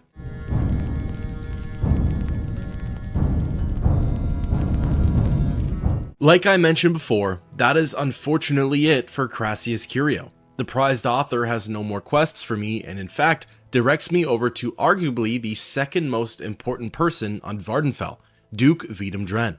The Duke is the only person who can make me a counselor of House Hlaalu, and according to Curio, he's also the only person who can make me Grand Master. Speaking of which, today I learned that Dren was the previous Grand Master for House Hlaalu. After he was made Duke though, the role was essentially left vacant. Technically, I guess he is still the head honcho of the house, but pretty much all of his attention is on Vvardenfell as opposed to just the faction. So with all of that being said, Where could this questline possibly go with Duke Vidam Dren involved? Well, the answer is everywhere, or more accurately, everything. The Duke wants a harmonized Morrowind. He wants everyone under the same chain of command, and due to his relations with the Empire, strives for stronger Imperial influences. The first step towards that, as he puts it, is finding a way to control the Ordinators. The Ordinators currently take orders from the Temple. However, the Duke says that as of late, they've been behaving like loose cannons. This could be attributed to Bero Sala, the leader of the Ordinators. So, the Duke suggests that I completely bypass him and have a chat with Tholar Suryani. He's the Arcanon of the Temple and in theory should have more jurisdiction over the guards than Bero. Dren calls him a decent and reasonable man and then hands me the key to his office in the High Fane. Luckily, a quick use of Almcivi intervention brings me right over to the Temple Canton of Vivec. This is literally just steps away from Tholar's quarters. Talk about convenient. Barging into the Arcanon's office, his opening dialogue is him asking me to leave, which is quite funny. Completely ignoring that, I asked him about putting a leash on the Ordinators. Suryani replied and said that while he understands the concern, they are a necessity to public safety, especially in these troubling times. Noticing the thread, I leaned in on his concerns and he began to list off all of Vvardenfell's woes. Blight, Dagothur, the Sixth House, the Empire, and turmoil between the great houses. Yeah, probably not the greatest time to have the Ordinators settle down, but he doesn't understand. I need that promotion. However, by the end of his dialogue, Tholar does mention that, on occasion, the Ordinators have failed with their duties. Leaning into that thread next, I could see the wheels turning in his brain. The Arcanon says that his soldiers were unable to retrieve the robe of St. Rorus, a holy relic from the caverns of Asamanu. Asamanu is apparently overrun by Sixth House servants. This is where Tholar and I end up striking a deal. He says that if I retrieve the artifact and bring it to him, he'll speak to Bero Sala and tell him to settle down. Sounding fair enough to me, I got my sword arm warmed up and made way for the Bitter Coast region. According to Suryani, Asamanu is somewhere in between Ebonheart and Sedanin. The landmarks are a wooden bridge and a small island. Well, this might come as a surprise, but for what may be the first time in this questline, I didn't have trouble finding it. Maybe my navigational skills are getting better. The caverns of Asamanu contain Corpus monsters, dreamers, and an Atronach. The most difficult enemy in here is Dagoth Helvil, an Ascended Sleeper. In my opinion, as far as 6th House dungeons go, this one is pretty tame. There are no Ashghouls, zombies, or slaves. Plus, if you have the ability to pick a level 75 lock, you can get to the robe of St. Rorus pretty quickly. It's stashed in a chest just above Dagoth Helvil's play area. The robe grants the user with the abilities of restoring fatigue and health for 15 points for 1 second each. That is decent, but yeah, unfortunately you don't get to keep it. Besides, with the questline's rewards, you can buy yourself some magical items that are 10 times more powerful. So, returning to Tholar and the High Fane, I handed him the robe, which, by the way, was apparently blessed with Rorus's blood. The Arcanon felt the need to tell me that, so I felt the need to tell you that.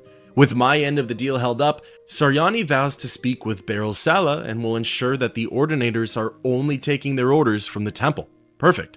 Just, don't tell them that this benefits the Empire. I'm sure they'll take that news well. Recalling to Ebonheart and reporting to the Duke, he's already heard word of my accomplishments and says that I have his gratitude. So, does that mean I get a reward? Some gold? Maybe a ring? Well, possibly even better than any of those, I got promoted to the rank of Councilman. Now I'm on par with the likes of Drambero and Crassius Curio. No more dumpling, pudding, or sweetie talk for me. I got what I wanted. With that, thus ends the quest, control the Ordinators.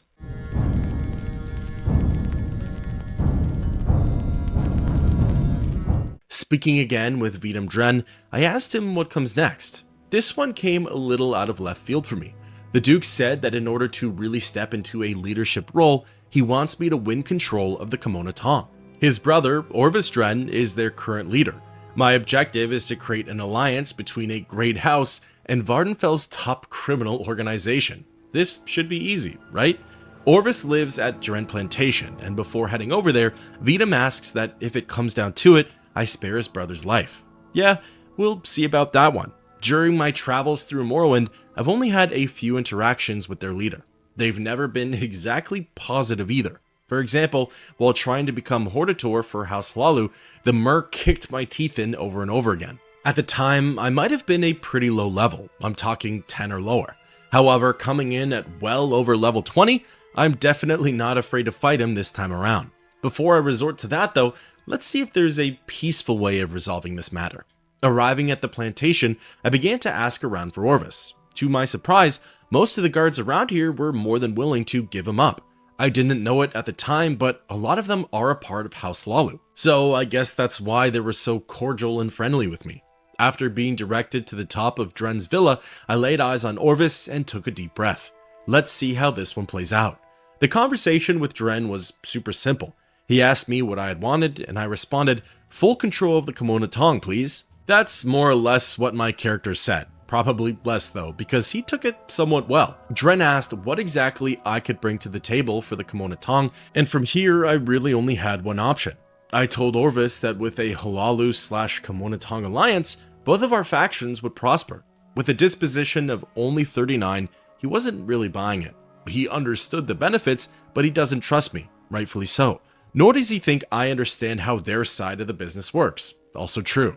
Plus, he's worried about Imperial rule on Vvardenfell. Considering I'm taking orders from a guy with the Empire's flag behind him, probably a good precaution to have. However, all of that goes down the drain with a simple charm spell.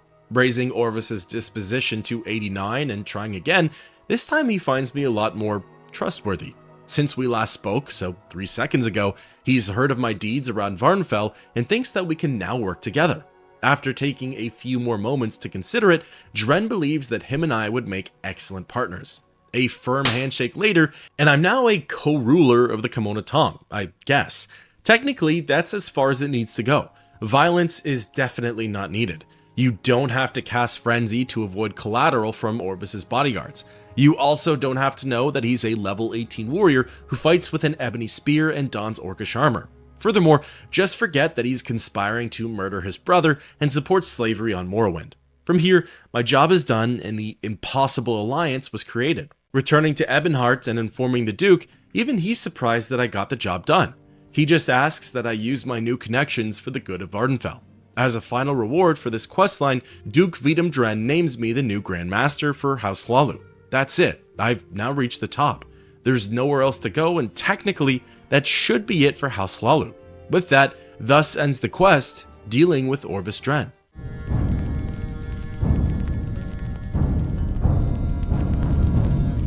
Except, that's not the end for House Hlaalu. In fact, it's far from it. It's true, I have to complete my Stronghold still. Without even considering that though, there are technically 3 hidden quests for this storyline. No one tells you about this quest giver, and honestly, she's pretty tucked away from the rest of the house. However, she is tied to House Hlaalu, and her assignments are above petty revenge and extortion. In some way, shape, or form, the Nerevarine will have crossed paths with Ilmeni Dren, the daughter of the Duke.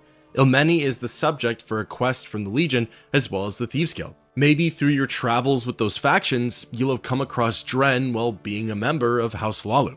It's like asking for the stars to align there, but it's definitely not impossible. Chatting with Ilmeni, she asks who I am and what I'm doing there. I'm your overlord now, you swit. Dren will have the topic of business available, and it's as easy as that to get into her first assignment. However, she sort of gets heated at the mention of business. According to her, how could we possibly talk about that when there are people who can't read? Not exactly related to one another, but I'll bite.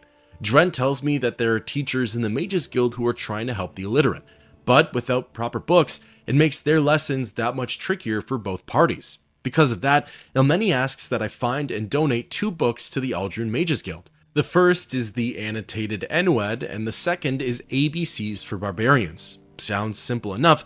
The first place I went looking was Joe Bosch's bookstore. Seldomly has Joe Boscher let me down.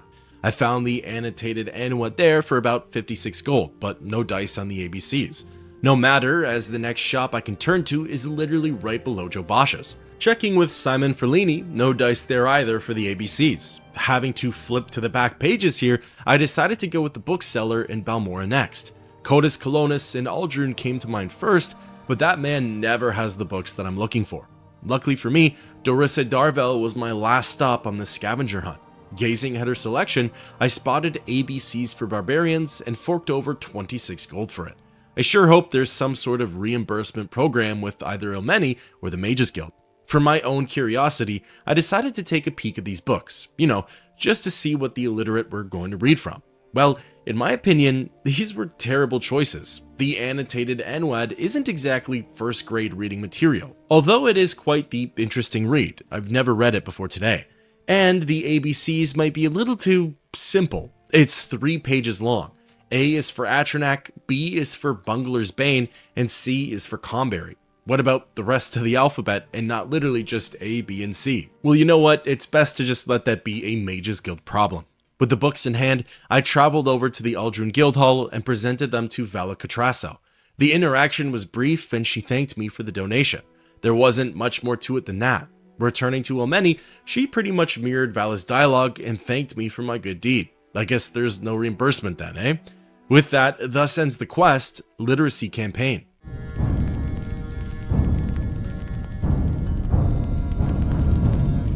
Alright, quest number 2 for Ilmeni Dren is a bit of a doozy.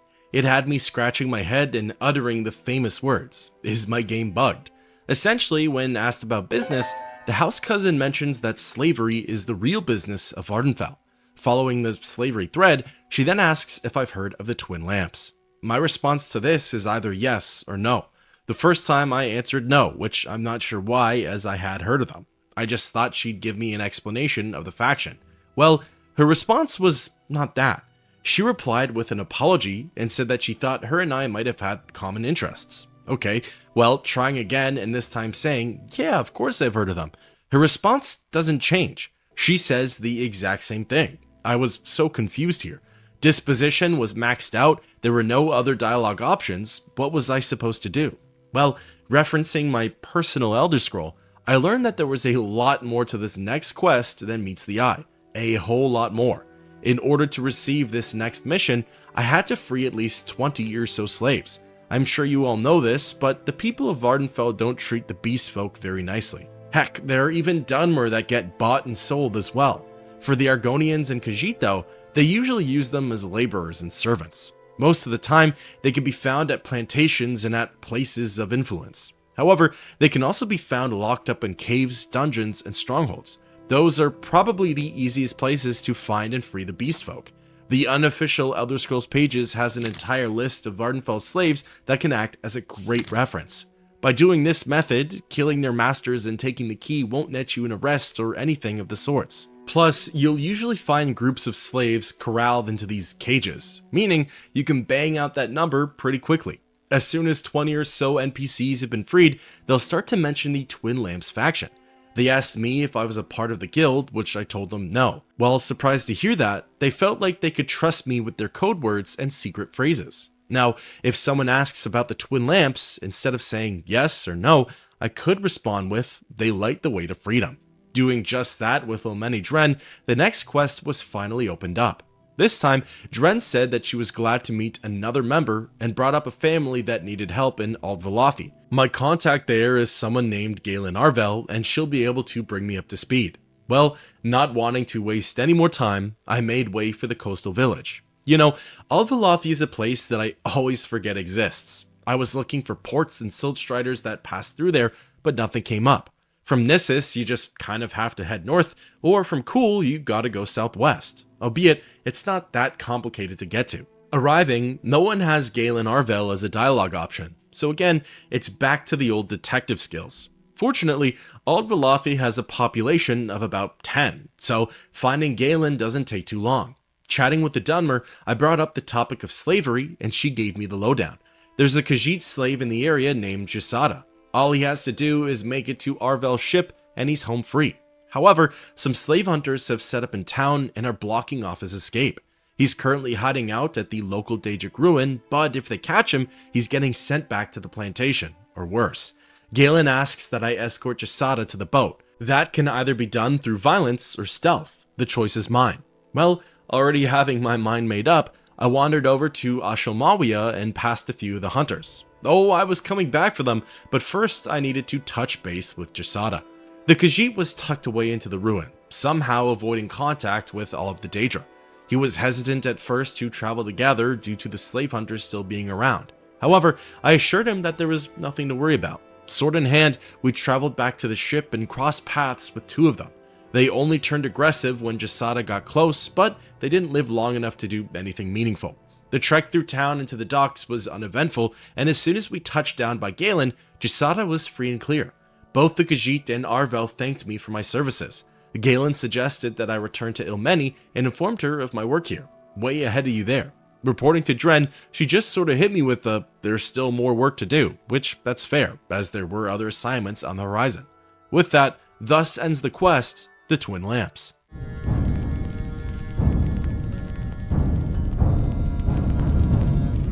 Chatting with Ilmeni again, I asked her for my next task, which, mind you, would be my last one coming from her. It had to do with the Twin Lamps again, except this time I was headed right for the Lion's Den. Ilmeni says that the Dren Plantation is one of the worst places a slave can end up. Cruel masters, hard work, little chances of escaping. One of the slaves there, Hydesfoot, knows some valuable information regarding Orvis Dren. Apart from the obvious, rescuing a slave, Ilmeni makes him a top priority, as more than likely, the Twin Lamps can use this intel against Orvis and the Kimona Tong. Once I've sprung Hydesfoot from the plantation, I'm to escort him to Sturdecken's farm, which should be somewhere in the Ascadian Isles region. This quest was honestly a lot of fun. There are a few different approaches that can be taken here. You can use magic to evade the guards, or you can use good old-fashioned stealth. If force is more up your alley, you could take out the guards ahead of time, or if you want a real thriller, you could do what I did and just free the Argonian.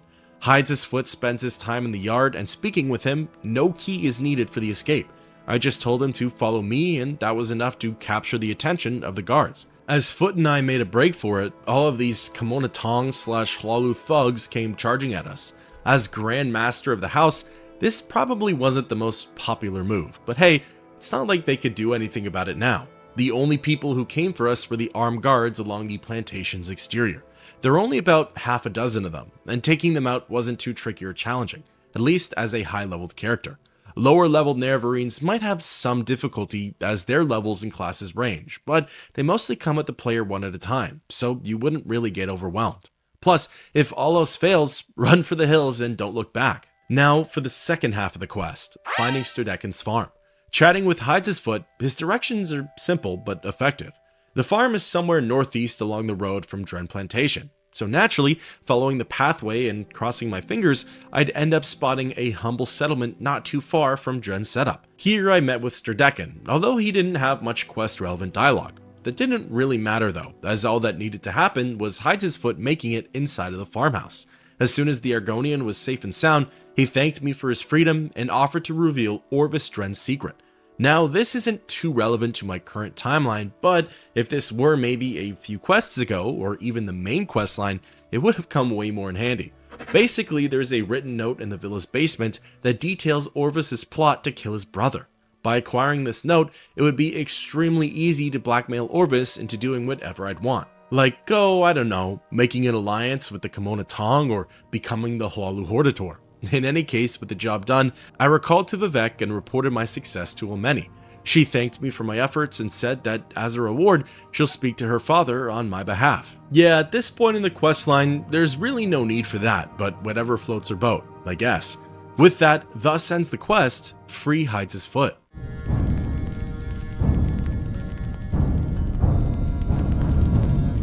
Alright, that knocks out every single quest for the House Hlaalu storyline. -1. It's time to finish up with Rethen Manor and close out the adventure. Of course, the person to speak with is Dondos Dryler in Balmora. Before, he said he'd only work with me again if I was a councilman. Well, now I'm the Grand Master, so I don't think he can refuse my time anymore. Chatting with Dryler, he says that he's prepared to give me a stronghold suitable for my needs. However, before other NPCs are willing to move to Rethen Manor, Dondos says that I should find a way to guard the stronghold against bandits. In order to do this, he suggests that I hire some bodyguards from either the Imperial Legion or the Fighters Guild. Well, I didn't even bother with the Legion. I read after the fact that they wouldn't have had anyone to spare anyway, so I feel even more confident in my choice now. As for the Fighters Guild, the NPCs in there directed me to someone named Flaenia, as apparently she's in charge of the contracts. Flaenia says that the guild doesn't really have the manpower to spare. However, she does know someone who could do the trick. I guess he's not a formal Fighters Guild member, but as long as it's a body to cover the gateway, that's all that matters. Paying 1,000 gold, I enlisted the help of someone named Fjorgir. The Nords should be waiting for me by the manor. I read on the UESP that technically you don't even really need to hire him for this quest. While he does offer his companionship for the crawl, he's mostly just good for revealing the location of the bandit hideout. If you already know where their HQ is though, then save your money. Chatting with Fjorgir, he says that the ruffians are held up in a cave called Zain Sipilu. When the topic of fighting together gets brought up, he feels the need to mention that he'll be my shield brother if the gold is good. Unsure if that means I'd have to pay him again or not, I decided to just go solo on this one. Plus, most friendly NPCs just tend to get in the way in times like these. Zain Sipilu is across the Odai River and along the pathway south. It's tucked into the mountains and honestly, not the easiest cave to spot, at least for me. Maybe my navigational skills are getting better. The cave itself is home to 8 bandits. There are also 5 slaves in here, and honestly, the 5-head play would have been to roll through this dungeon during Ilmeni's questline and free the slaves. 2 birds with 1 stone. It gets even better though, as technically, the only bandit you actually need to kill is Maros Gamane. More than likely, you'd still need to take out 4 of the ruffians just to get to him, but it's better than 8. Or if you want the extra combat experience, take them all out, whatever works. As soon as Maros was dead, I returned to Balmora for the final time.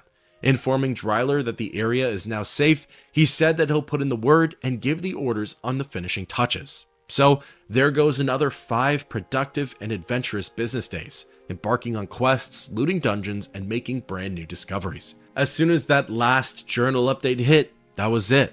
That was the end of the Stronghold quest, and that was it for House Hlaalu's questline. Rethan Manor is now fully built. All of its residents are situated inside the Stronghold, and the remaining services and items have been added in.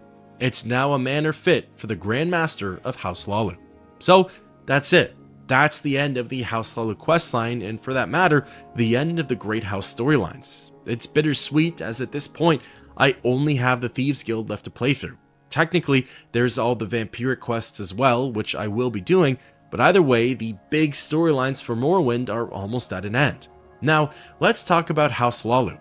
Admittedly, I think I enjoyed their questline the most out of the 3 great houses. Don't get me wrong, I liked all of them, but I especially adored the diplomacy and political route that was presented here. I enjoyed conquering the Epony Trade, rooting out corruption, presenting new corruption by extorting outsiders, and creating alliances. It was also neat to finally get to work alongside the Twin Lamps, even though there were only 2 quests involving them. To me, the Hlaalu questline just felt more concise than some of the other ones out there. It had a sense of flow and continuation to it that I think a lot of questlines lack in Morrowind. As mentioned previously, the Epony Trade was a long-standing subject for this questline, and Odril Helvi's arc with Crassius Curio tied in nicely for a good 10 or so missions. I also liked reporting to Duke Vidam Dren. It was nice to see him actually get some time in the limelight. I guess to sum it up, for House Hlaalu, it felt like their story more so focused on current-day Vvardenfell. It involved a lot of modern-day big players and influential figures. The Ordinators, the Empire, the Twin Lamps, the Kimona Tong, etc.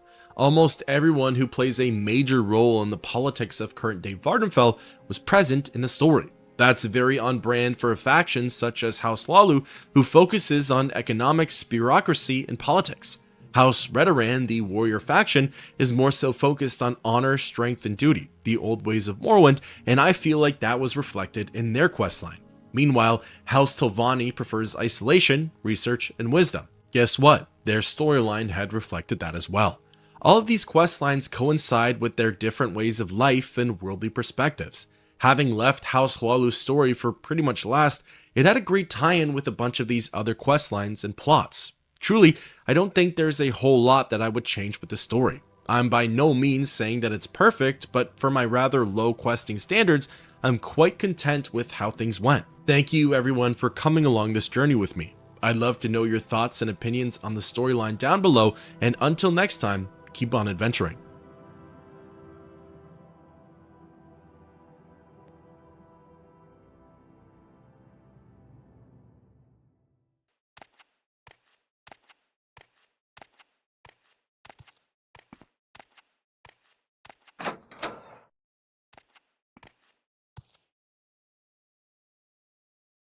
Hello, Dumpling. I'd be happy to talk. My pleasure, really.